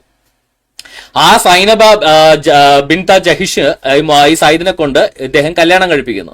ഇങ്ങനെ കല്യാണം കഴിപ്പിച്ചതിന് ശേഷം ഈ സൈനബയെ പുള്ളിക്ക് കണ്ട് ഇഷ്ടപ്പെട്ടപ്പോൾ സയ്യിദിനെ കൊണ്ട് ഡിവോഴ്സ് ചെയ്യിച്ച് ഇദ്ദേഹം കെട്ടാൻ പോകുമ്പോൾ നാട്ടുകാർ പറയത്തില്ലേ, മകളെ കെട്ടിയവൻ പോണ്, മകളെ കെട്ടിയവൻ പോണ്, മകളെ കല്യാണം കഴിച്ചവൻ പോണെന്ന് പറയില്ല. കാര്യം മോന്റെ ഭാര്യയാണല്ലോ. അപ്പോ പുള്ളിക്കാരൻ ആയത്തിറക്കി ആ ദത്ത് മകൻ എന്ന് പറയുന്ന പ്രസ്ഥാനമേ ഇല്ലാണ്ടാക്കി. ഇനി മേലാൽ ദത്തുപുത്രത്വം എന്നൊരു പരിപാടിയില്ല, ദത്തെടുക്കണ പരിപാടിയില്ല എന്ന് പറഞ്ഞിറക്കി. ഇതാണോ സ്വന്തം മോന്റെ ഭാര്യയെ അല്ലെങ്കിൽ സ്വന്തം വളർത്തുമകന്റെ ഭാര്യയെ കല്യാണം കഴിക്കാൻ വേണ്ടി ദത്തുപുത്ര സമ്പ്രദായം എന്ന് പറയുന്ന ലോകത്തെ മഹത്തരമായ, സ്വന്തമായിട്ട് അല്ലാത്തവരും അനാഥ കുഞ്ഞുങ്ങളെ സ്വന്തം മക്കളായി ദത്തെടുത്ത് വളർത്തുന്ന ഏറ്റവും ശ്രേഷ്ഠമായ, അന്നത്തെ ഖുറൈശികളുടെ ഇടയിൽ ഉണ്ടായിരുന്ന ഏറ്റവും ശ്രേഷ്ഠമായ ഒരു പാരമ്പര്യത്തെ, ഒരു വിശ്വാസത്തെ അല്ലെങ്കിൽ അവരുടെ ഒരു ചെയ്തിയെ ഏറ്റവും ഹീനമായ രീതിയിൽ ആ ദത്തുപുത്രന്റെ മകളെ കല്യാണം കഴിക്കാൻ വേണ്ടി ദത്തുപുത്ര സമ്പ്രദായം ഇസ്ലാമിൽ നിന്ന് എടുത്തു മാറ്റിയ ഈ ആയത്ത് സൂപ്പർ നാച്ചുറൽ ചിന്തയാണെന്ന് എന്റെ പൊന്നു ദവാക്കുഞ്ഞുങ്ങളെ പറഞ്ഞുകൊണ്ട് വന്നു കഴിഞ്ഞാൽ നിങ്ങളുടെ തലക്കകത്ത് വേറെ വല്ല പ്രശ്നമുണ്ടോ എന്ന് തിരിച്ചു ചോദിക്കേണ്ട അവസ്ഥ ഞങ്ങൾക്കുണ്ടാകും. ഇനി ഈ ദത്തുപുത്രന്റെ ഭാര്യയെ കിട്ടുമ്പോൾ നാട്ടുകാരെ പ്രശ്നം ഉണ്ടാക്കിയല്ലേ, അപ്പോ അത് അള്ളാഹു ഈ കെട്ടിക്കാനാണെന്ന് പറഞ്ഞാൽ പ്രശ്നമില്ലല്ലോ. അപ്പൊ പുള്ളിക്കാരൻ അങ്ങ് ആയത്ത് പുതുതായിട്ട് ഇറക്കി 37-ാമത്തെ സൂറ അസ്സാബിലെ 37-ാമത്തെ ആയത്ത്, നിന്റെ ഭാര്യയെ നീ നിന്റെ അടുത്ത് തന്നെ നിർത്തിപ്പോരുകയും അള്ളാഹുവെ നീ സൂക്ഷിക്കുകയും ചെയ്യുക എന്ന് അള്ളാഹു അനുഗ്രഹം ചെയ്തു കൊടുത്തിട്ടുള്ളവനും നീ അനുഗ്രഹം ചെയ്തു കൊടുത്തിട്ടുള്ളവനുമായ ഒരാളോട് നീ പറഞ്ഞിരുന്ന സന്ദർഭം. സ്വന്തം വളർത്തുമോനോട്, മോനെ നീ നിന്റെ ഭാര്യയെ വെച്ചോ, എനിക്ക് വേണ്ട. അവൻ വന്ന് പറഞ്ഞു, കാര്യം പ്രശ്നമാണെന്ന് മനസ്സിലായി. പുള്ളി വന്ന് പറഞ്ഞു, ഞാൻ മൊഴിയല്ല, നിങ്ങൾ കെട്ടിക്കോ, വാപ്പ കെട്ടിക്കോളാൻ പറഞ്ഞു. സ്വന്തം ഭാര്യന് ഞാൻ മൊഴിയില്ല, വാപ്പ കെട്ടിക്കൊള്ളാൻ വേണ്ടി പറഞ്ഞ് സയ്യിദ് വന്നു. അപ്പൊ പുള്ളി പറഞ്ഞു, വേണ്ട നീ തന്നെ കെട്ടിക്കോ, നാട്ടുകാർ പറയും. എന്നിട്ട് അള്ളാഹു വെളിപ്പെടുത്താൻ പോകുന്നൊരു കാര്യം നീ നിന്റെ മനസ്സിൽ നീ മറച്ചു വെച്ചു. അല്ല, അള്ളാഹു വെളിപ്പെടുത്താത്ത കാര്യം വെളിപ്പെടുത്താൻ പോകുന്നതേ ഉള്ളൂ. അതായത് അള്ളാഹു വെളിപ്പെടുത്തിയിട്ടില്ലേ, പിന്നെ അതെങ്ങനെ മുഹമ്മദിനെ അറിയാം? അള്ളാഹു വെളിപ്പെടുത്താൻ പോകുന്ന ഖുറാനിലായത്തെ മുഹമ്മദിന്റെ മനസ്സിൽ മറച്ചു വെച്ചു എന്ന് പറയുമ്പോൾ തന്നെ ബേസിക് കോമൺ സെൻസ് ഉള്ളവന് ചിന്തിക്കാമല്ലോ, മുഹമ്മദ് സ്വന്തമായിട്ട് അടിച്ചിറക്കിയ പ്രസ്ഥാനമാണ് ഈ ഖുറാൻ എന്ന്. കാര്യം അള്ളാഹു വെളിപ്പെടുത്താൻ പോകുന്ന കാര്യം മുഹമ്മദിന് അറിയില്ലല്ലോ, അള്ളാഹു വെളിപ്പെടുത്തിയ കാര്യമല്ലേ മുഹമ്മദിന് അറിയുള്ളൂ. അപ്പൊ അള്ളാഹു വെളിപ്പെടുത്താൻ പോകുന്ന കാര്യം മുഹമ്മദിന്റെ മനസ്സിൽ മറച്ചു വെച്ചു എന്ന് പറയുമ്പോൾ തന്നെ മുഹമ്മദിന്റെ മനസ്സിലുള്ള കാര്യങ്ങളാണ് ഈ ഖുറാനായിട്ട് പുറത്തു വന്നുള്ള കാര്യം പകൽ പോലെ വ്യക്തം. എന്തെങ്കിലും ആയിക്കൊള്ളട്ടെ, നീ ജനങ്ങളെ നീ പേടിക്കുകയും ചെയ്തിരുന്നു. കാര്യം എന്താ? ഈ മറച്ചു വെച്ച കാര്യം എന്താണെന്നറിയാവോ? മോന്റെ ഭാര്യയെ കെട്ടണ കാര്യമേ അള്ളാഹു പറഞ്ഞാണ്. മുഹമ്മദ് ജനങ്ങളെ പേടിച്ചോണ്ട് ആരെ മോന്റെ ഭാര്യയെ കെട്ട ജനങ്ങളെ ചിലപ്പോ കൈവെക്കും. അതുകൊണ്ട് പ്രവാചകൻ പേടിച്ചിട്ട് അത് മറച്ചു വെച്ചു വന്നു. എന്നാൽ ഈ പേടിക്കുവാൻ ഏറ്റവും അർഹതയുള്ളവൻ അള്ളാഹുവിനെ പേടിച്ചാൽ മതി. ഈ നാട്ടുകാരൊന്നും പേടിക്കണ്ട, നീ മോളെ വേണേ കെട്ടിക്കോ. അങ്ങനെ സയ്യിദ് അവളിൽ നിന്ന് ആവശ്യം നിറവേറ്റി കഴിഞ്ഞപ്പോൾ അവളെ നാം നിനക്ക് ഭാര്യയായി തന്നു. അപ്പൊ മുഹമ്മദ് അവളെ കെട്ടിയതൊന്നുമല്ല, അള്ളാഹു അവളെ മുഹമ്മദിന് കൊടുത്തതാണ്. എന്റെ പൊന്നു ദവാപ്രവർത്തകരെ, ഈ നാട്ടുകാരുടെ ഈ സ്വന്തം വളർത്തുമകന്റെ ഭാര്യയെ വിവാഹം കഴിക്കാൻ വേണ്ടി നാട്ടുകാര് വിവാഹം കഴിക്കുന്നതിനെതിരെ നാട്ടുകാര് പ്രശ്നം ഉണ്ടാക്കിയപ്പോ അതിനെ ഒഴിവാക്കാൻ വേണ്ടി ആയത്തിറക്കി കൊടുക്കുന്നതാണോ സൂപ്പർ നാച്ചുറൽ ചിന്ത? എന്റെ പൊന്നു ദവാ കുഞ്ഞുങ്ങളെ, ഇതൊക്കെ സൂപ്പർ നാച്ചുറൽ ആണെങ്കിൽ മക്കള് കുറെ സൂപ്പർ നാച്ചുറൽ ഇവിടുത്തെ എന്താ പറയാ പട്ടായയിലും അവിടെ ഇവിടെയൊക്കെ ചെന്ന കുറെ സൂപ്പർ നാച്ചുറൽ ചിന്തകൾ അവിടെയൊക്കെ കാണാൻ പറ്റും കേട്ടോ. അങ്ങോട്ടൊന്നും പോകില്ല. അവരെ പിന്നെ ഈ ദത്തുപുത്ര സമ്പ്രദായം നിർത്തി എന്തിനാണെന്നറിയോ? അയ്യോ, ആരൊന്നും ചിന്തിക്കരുതേ. തങ്ങളുടെ ദത്തുപുത്രന്മാർ അവരുടെ ഭാര്യമാരിൽ നിന്ന് ആവശ്യം നിറവേറ്റി കഴിഞ്ഞിട്ട് അവരെ വിവാഹം കഴിക്കുന്ന കാര്യത്തിൽ സത്യവിശ്വാസികൾക്ക് വിഷമമില്ലായിരിക്കാൻ വേണ്ടിയാട്ടോ ഞാൻ ഈ പണി ചെയ്തതെന്ന്. അല്ലാതെ പുള്ളിക്ക് സൈനബയെ കെട്ടാനല്ല, നാട്ടുകാർക്ക് അവരുടെ ദത്തുപുത്രന്മാരുടെ ഭാര്യമാരെ കെട്ടാൻ വേണ്ടിയാണ് പുള്ളി സൗകര്യം ഉണ്ടാക്കി കൊടുത്തു വന്നു. എന്ത് വിശാല മനസ്കഥ! അങ്ങനെയാണ് പിന്നെ പുള്ളി എന്താ സൈനബനെ കെട്ടുന്ന നാട്ടുകാരെ കെട്ടിയാൽ പോരെ? പുള്ളി ആയത്തിറക്കി നാട്ടുകാരനുസരിച്ച് കെട്ടിയാൽ പോരെ? സൈനബേനെ കെട്ടാൻ വേണ്ടി ഇതിനു മാത്രം നാറിയ കളി കളിച്ച ആയത്തുകളാണ് ഈ ഖുർആനിലത്തെ അഹ്സാബ് എന്ന് പറയുന്ന സൂറ മുഴുവൻ. സംഘടിത കക്ഷികൾ എന്ന് പറഞ്ഞിട്ട് മുഹമ്മദിന് മോളെ കെട്ടാനുള്ള ലൈസൻസ് കൊടുക്കുന്ന സൂറ എന്നതിന്റെ പേര് വല്ലതും മാറ്റണം.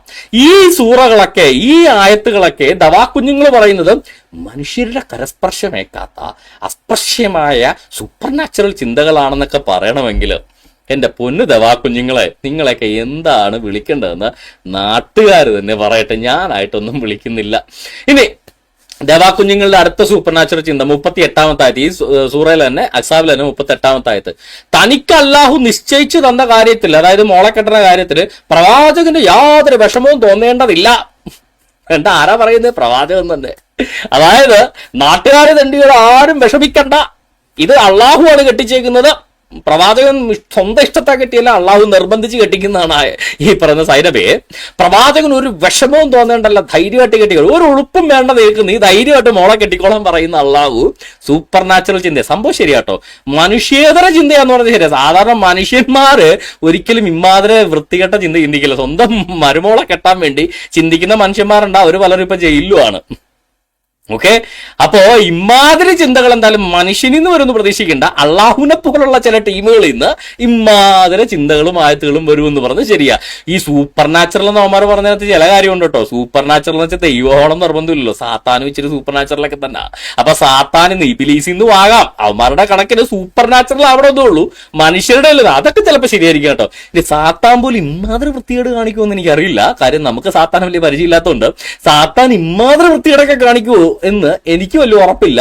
അതുകൊണ്ട് സാത്താനേക്കാൾ വലിയ ബഡാ ടീമായിരിക്കാം. അതും ശരിയാണ് കേട്ടോ. കാര്യം ഖുറാനിന് മുന്നേയുള്ള ഈ ഖുറൈശികളുടെ വിശ്വാസപ്രകാരം സാത്താന്റെ ചേട്ടനാണ് അള്ളാഹു. അപ്പൊ അനിയൻ ബാവനേക്കാൾ ഇച്ചിരി മൂത്തമായിരിക്കുമല്ലോ ചേട്ടൻ ബാവ. അപ്പൊ ചേട്ടൻ ബാവയായ സാത്താന്റെ ചേട്ടനായ ജിന്നായ അള്ളാഹു ഇതല്ല ഇതിന്റെ അപ്പുറം ചിലപ്പോ പറയും. അപ്പോ അള്ളാഹു പറയാണ് പ്രവാചകൻ സ്വന്തം മോളെ കെട്ടാൻ, മരുമോളെ കെട്ടാൻ ഒരു വിഷമവും വിചാരിക്കേണ്ട കേട്ടാ.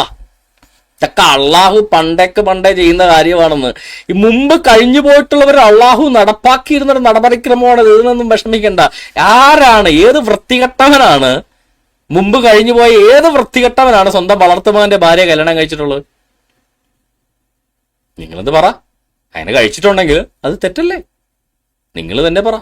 ഓക്കെ, അപ്പോ ദത്തുപുത്രന്റെ ഭാര്യയെ കെട്ടാനുള്ള തന്ത്രപരമായ ആയത്തുകളൊക്കെ സൂപ്പർ നാച്ചുറൽ ആണെന്നാണ് ഇവന്മാർ പറയുന്നത്. ഇനി ഖുറാനിലെ ഇതേ സൂറയുടെ തന്നെ 50-ാമത്തെ ആയത്ത്. ഇതൊന്നും പോരാ പുള്ളിക്ക്. അതാണ് ഈ സൈനബേനെ കെട്ടിയിട്ടും പുള്ളിക്ക് വിഷമം മാറിയില്ല. കാര്യം മോളി പറയുന്നത് എന്താ, പുള്ളിക്ക് ഒരു വിഷമവും തോന്നാതിരിക്കാൻ വേണ്ടിയാണ് പുള്ളിക്കാരെ സൈനബയെ കെട്ടിച്ചു കൊടുത്തത്. അപ്പോഴും പുള്ളിയുടെ വിഷമം മാറിയല്ല. സാധാരണ മുസ്ലിമിന് 4 കെട്ടാം, മുഹമ്മദിന് എത്ര കെട്ടാം? നബിയെ, നീ വിവാഹമൂല്യം കൊടുത്തിട്ടുള്ളവരായ നിന്റെ ഭാര്യമാരെ ഞാൻ നിനക്ക് അനുവദിച്ചു വന്നിരിക്കുന്നു. കല്യാണം കഴിച്ചവരായിട്ട് നിനക്ക് ലൈംഗിക ബന്ധത്തിൽ ഏർപ്പെടാം, അത് അനുവദനീയമാണ്. ഇത് കൂടാതെ നിന്റെ ഭാര്യമാരെ നിനക്ക് അനുവദിച്ചു വന്നിരിക്കുന്നത്, നിന്റെ ഭാര്യമാരെ നിനക്ക് ലൈംഗിക ബന്ധത്തിൽ ഏർപ്പെടാം. ഓക്കെ, അത് ന്യായം. 5-10 ഉണ്ട് കേട്ടോ, അത് ന്യായം. പോട്ട് 10 18 ഞാൻ ഒരു ദിവസം എണ്ണിയപ്പോൾ 10 18 ഉണ്ടായിരുന്നു. കൃത്യം കണക്കൊക്കെ ദൈവം തമ്പുരാന് മാത്രം അറിയാം. ഞാൻ കെട്ടിയെടുത്തത് എനിക്ക് എന്റെ ഓർമ്മ ശരിയാണ് 18, ഓർമ്മയിൽ എന്തെങ്കിലും 5 1 2 വ്യത്യാസം ഉണ്ട്, ക്ഷമിക്കുക. ഓക്കെ, അള്ളാഹു നിനക്ക് യുദ്ധത്തിൽ അടിമപ്പെടുത്തി തന്ന കൂട്ടത്തിൽ നിന്റെ വലതുകൈ ഉടമപ്പെടുത്തിയ അടിമ സ്ത്രീകളെയും അവർക്ക് ഭർത്താക്കന്മാരുണ്ടെങ്കിലും പരിപാടി നടത്തിക്കൊള്ളാൻ വേണ്ടി അള്ളാഹു അനുവാദം കൊടുത്തിട്ടുണ്ട്. അപ്പോ ഇങ്ങനെ മാസത്തിൽ മാസത്തിൽ ഒരു ദിവസം ഒരു പെണ്ണുമായിട്ട് കൂടിയാലും 30 ദിവസം കഴിഞ്ഞാലും ആദ്യത്തെ പെണ്ണുമായിട്ട് പിന്നെ കൂടാൻ പറ്റില്ല. അത്രത്തോളം എണ്ണം ഉണ്ട് ഇപ്പോ. അടിമ സ്ത്രീകളെല്ലാം പുള്ളിക്കെടുക്കാം. ഓക്കെ, ഇത് പോരാഞ്ഞിട്ട് നിന്റെ പിതൃ സഹോദരന്റെ പുത്രിമാർ, നിന്റെ പിതൃ സഹോദരിയുടെ പുത്രിമാർ, നിന്റെ അമ്മാവന്റെ പുത്രിമാർ, നിന്റെ മാതൃ സഹോദര പുത്രിമാർ എന്നിവരെയും വിവാഹം ചെയ്യാൻ അനുവദിച്ചിരിക്കുന്നു. വിവാഹം ചെയ്യാനെന്നുള്ള ബ്രാക്കറ്റിലാണ്. എന്നിവരെയും ചെയ്യാൻ അനുവദിച്ചില്ല. അല്ലെ ഭാര്യമാരെ വിവാഹം ചെയ്യാൻ പറ്റില്ലല്ലോ. മുകളിൽ ഭാര്യമാര് മുതലാ പറഞ്ഞു. ഭാര്യമാരെ അനുവദിച്ചിരിക്കുന്നു എന്ന് പറയുന്ന പോലെ ഈ പെണ്ണുങ്ങളെയും നിനക്ക് അനുവദിച്ചിരിക്കുന്നു. വിവാഹം ചെയ്യാനെന്നുള്ളത് ഇവിടത്തെ വൈറ്റ് വാഷ് തവാക്കാരുടെ ബ്രാക്കറ്റാണ്, ഖുർആനകത്തുള്ളതല്ല. ഭാര്യമാരെ വിവാഹം ചെയ്യാൻ പറ്റില്ലല്ലോ. അപ്പൊ ഭാര്യമാരെ അനുവദിച്ചിരിക്കുന്നത് ഭാര്യമാരുമായിട്ട് ലൈംഗിക ബന്ധത്തിൽ ഏർപ്പെടാൻ അനുവദിച്ചിരിക്കുന്ന. അപ്പോൾ ഈ പറഞ്ഞ ലിസ്റ്റിലുള്ള എല്ലാ പെണ്ണുങ്ങളുമായിട്ട് ലൈംഗിക ബന്ധത്തിൽ ഏർപ്പെടാൻ നിന്നെ അനുവദിച്ചിരിക്കുന്നു. ഇത് സത്യവിശ്വാസികളെ കൂടാതെ നിനക്ക് മാത്രമുള്ള ഒരു എക്സ്ക്യൂസ് ആണ് കേട്ടോ. സൂപ്പർ നാച്ചുറലാ. മുഹമ്മദ് ഇറക്കണ ഖുറാനകത്ത് മുഹമ്മദിന് മാത്രം എണ്ണത്തിൽ കവിഞ്ഞ് എത്ര എണ്ണത്തിനെയും കെട്ടാനുള്ള ലൈസൻസ്. ബാക്കി സത്യവിശ്വാസികൾക്കൊക്കെ 4. എന്റെ സത്യവിശ്വാസത്തിലൊക്കെ 2ാം കൂടിയിലുള്ളതാണോ? ബാക്കി മുസൽമാന്മാർക്ക് 4 പെണ്ണുങ്ങളെ കെട്ടാം, മുഹമ്മദിന് എത്ര വേണമെങ്കിലും കെട്ടാം. ഇത് സത്യവിശ്വാസികളെ കൂടാതെ നിനക്ക് മാത്രം. ഒന്നുകിൽ മുഹമ്മദ് കള്ളവിശ്വാസിയാണെന്ന് വരും. കാര്യം സത്യവിശ്വാസികൾക്ക് 4 കെട്ടാം, കള്ളവിശ്വാസിക്ക് വേണം എത്രയും കെട്ടാന്ന് പറയേണ്ടി വരും. അപ്പൊ മുഹമ്മദ് സത്യവിശ്വാസി അല്ല എന്ന് ഇതിനകത്ത് വ്യാഖ്യാനിക്കേണ്ടി വരും. ഇനി പോട്ടെ, ഒന്ന് ആലോചിച്ച് നോക്കണേ. സത്യവിശ്വാസികൾക്ക് 4 കെട്ടാം, മുഹമ്മദിന് എത്ര വേണമെങ്കിലും കെട്ടാം. അതിന്റെ കാരണം കൂടെ ഉണ്ട്. ഇത് സത്യവിശ്വാസികളെ കൂടാതെ നിനക്ക് മാത്രം ഉള്ളതാകുന്നു. അവരുടെ ഭാര്യമാരുടെയും വലതുകൈ ഉടമപ്പെടുത്തിയവരുടെയും കാര്യത്തിൽ നാം നിയമം നിശ്ചയിച്ചിട്ടുള്ളത് നമുക്കറിയാം. ഞാൻ അവർക്ക് 4 എണ്ണം ഉറപ്പിച്ചിട്ടുണ്ട്, അത് മതി. നിനക്ക് യാതൊരു വിഷമവും ഇല്ലാതിരിക്കാൻ വേണ്ടി അത്ര ഇത്. ഈ ലോകമെമ്പാടുള്ള മുസ്ലിങ്ങൾക്ക് ഇല്ലാത്ത ഒരു വിഷമം മുഹമ്മദിന് മാത്രം ഉണ്ടാവണമെങ്കിൽ അത് എന്ത് തരം വിഷമമായിരിക്കുമെന്ന് നിങ്ങൾ കേൾവിക്കാരൻ തന്നെ തീരുമാനിക്കുക. അപ്പൊ ഇങ്ങേരുടെ ഇമ്മാതിരി വിഷമമൊക്കെ തീർക്കാൻ വേണ്ടി ആയത്തിറക്കുന്നതൊക്കെ സൂപ്പർ നാച്ചുറൽ ആണെന്ന് പറയണമെങ്കിൽ ഇതിനെ ഞങ്ങളുടെ നാട്ടിൽ പറയുന്നത് വേറെ പലതുമായിരിക്കും. അതുകൊണ്ട് ഇമ്മാതിരി സൂപ്പർ നാച്ചുറലുമായിട്ട് വല്ല ഖുറൈശി പേഗൻസിനെ പറ്റിക്കാൻ വേണ്ടി ഇരുന്ന് ഈ ദവാക്കുഞ്ഞുങ്ങള് യൂട്യൂബ് നടത്തിയാൽ പോരെ. എന്തിനാണ് നാട്ടുകാരെ കേൾപ്പിക്കാൻ വേണ്ടി നടത്തുന്നത്? നിങ്ങൾക്ക് അത്ര നിർബന്ധമല്ല മക്കയിലോ മദീനയിലോ പോയിട്ട് ഇരുന്ന് അങ്ങോട്ടും ഇങ്ങോട്ടും ഇരുന്ന് പറഞ്ഞാൽ പോലെ യൂട്യൂബിൽ ഇറങ്ങി നാട്ടുകാരെ കയറിച്ചതൊക്കെ കാണിച്ച് നാട്ടിക്കേണ്ട വല്ല കാര്യവും എന്റെ പൊന്നു കുഞ്ഞുങ്ങളെ നിങ്ങൾക്കുണ്ടോ? അപ്പോ മുഹമ്മദിന് വിഷമമില്ലാതിരിക്കാൻ വേണ്ടി ഇമാതിരെ കെട്ട് മുഴുവൻ കെട്ടി കൊടുക്കുന്നയാളാണ് ഈ അള്ളാഹു. മുഹമ്മദിന് ആരെ വേണം നാട്ടിലുള്ള സകല പെണ്ണുങ്ങളെ ഓടി നടന്ന് കെട്ടാനുള്ള ലൈസൻസ് ആണ്. ഇനി ഇത് കൂടാതെ ഈ പറഞ്ഞ ലിസ്റ്റിലുള്ള പെണ്ണുങ്ങൾ കൂടാതെ സത്യവിശ്വാസിനിയായ ഒരു സ്ത്രീ നബിക്ക് സ്വദേഹം ദാനം ചെയ്യുന്ന പക്ഷം അവളെ വിവാഹം കഴിക്കാൻ അതും അനുവദിച്ചിരിക്കുന്നു. അതായത് ഏതെങ്കിലും ഒരു പെണ്ണ് വന്നിട്ട് എന്റെ ശരീരം എടുത്തോളൂ നബിയെ എന്ന് പറഞ്ഞാൽ നബിക്ക് ആ പെണ്ണിനെയും കൊണ്ടുകൊണ്ട് നടക്കാം. എത്ര മനോഹരമായ ആചാരങ്ങൾ!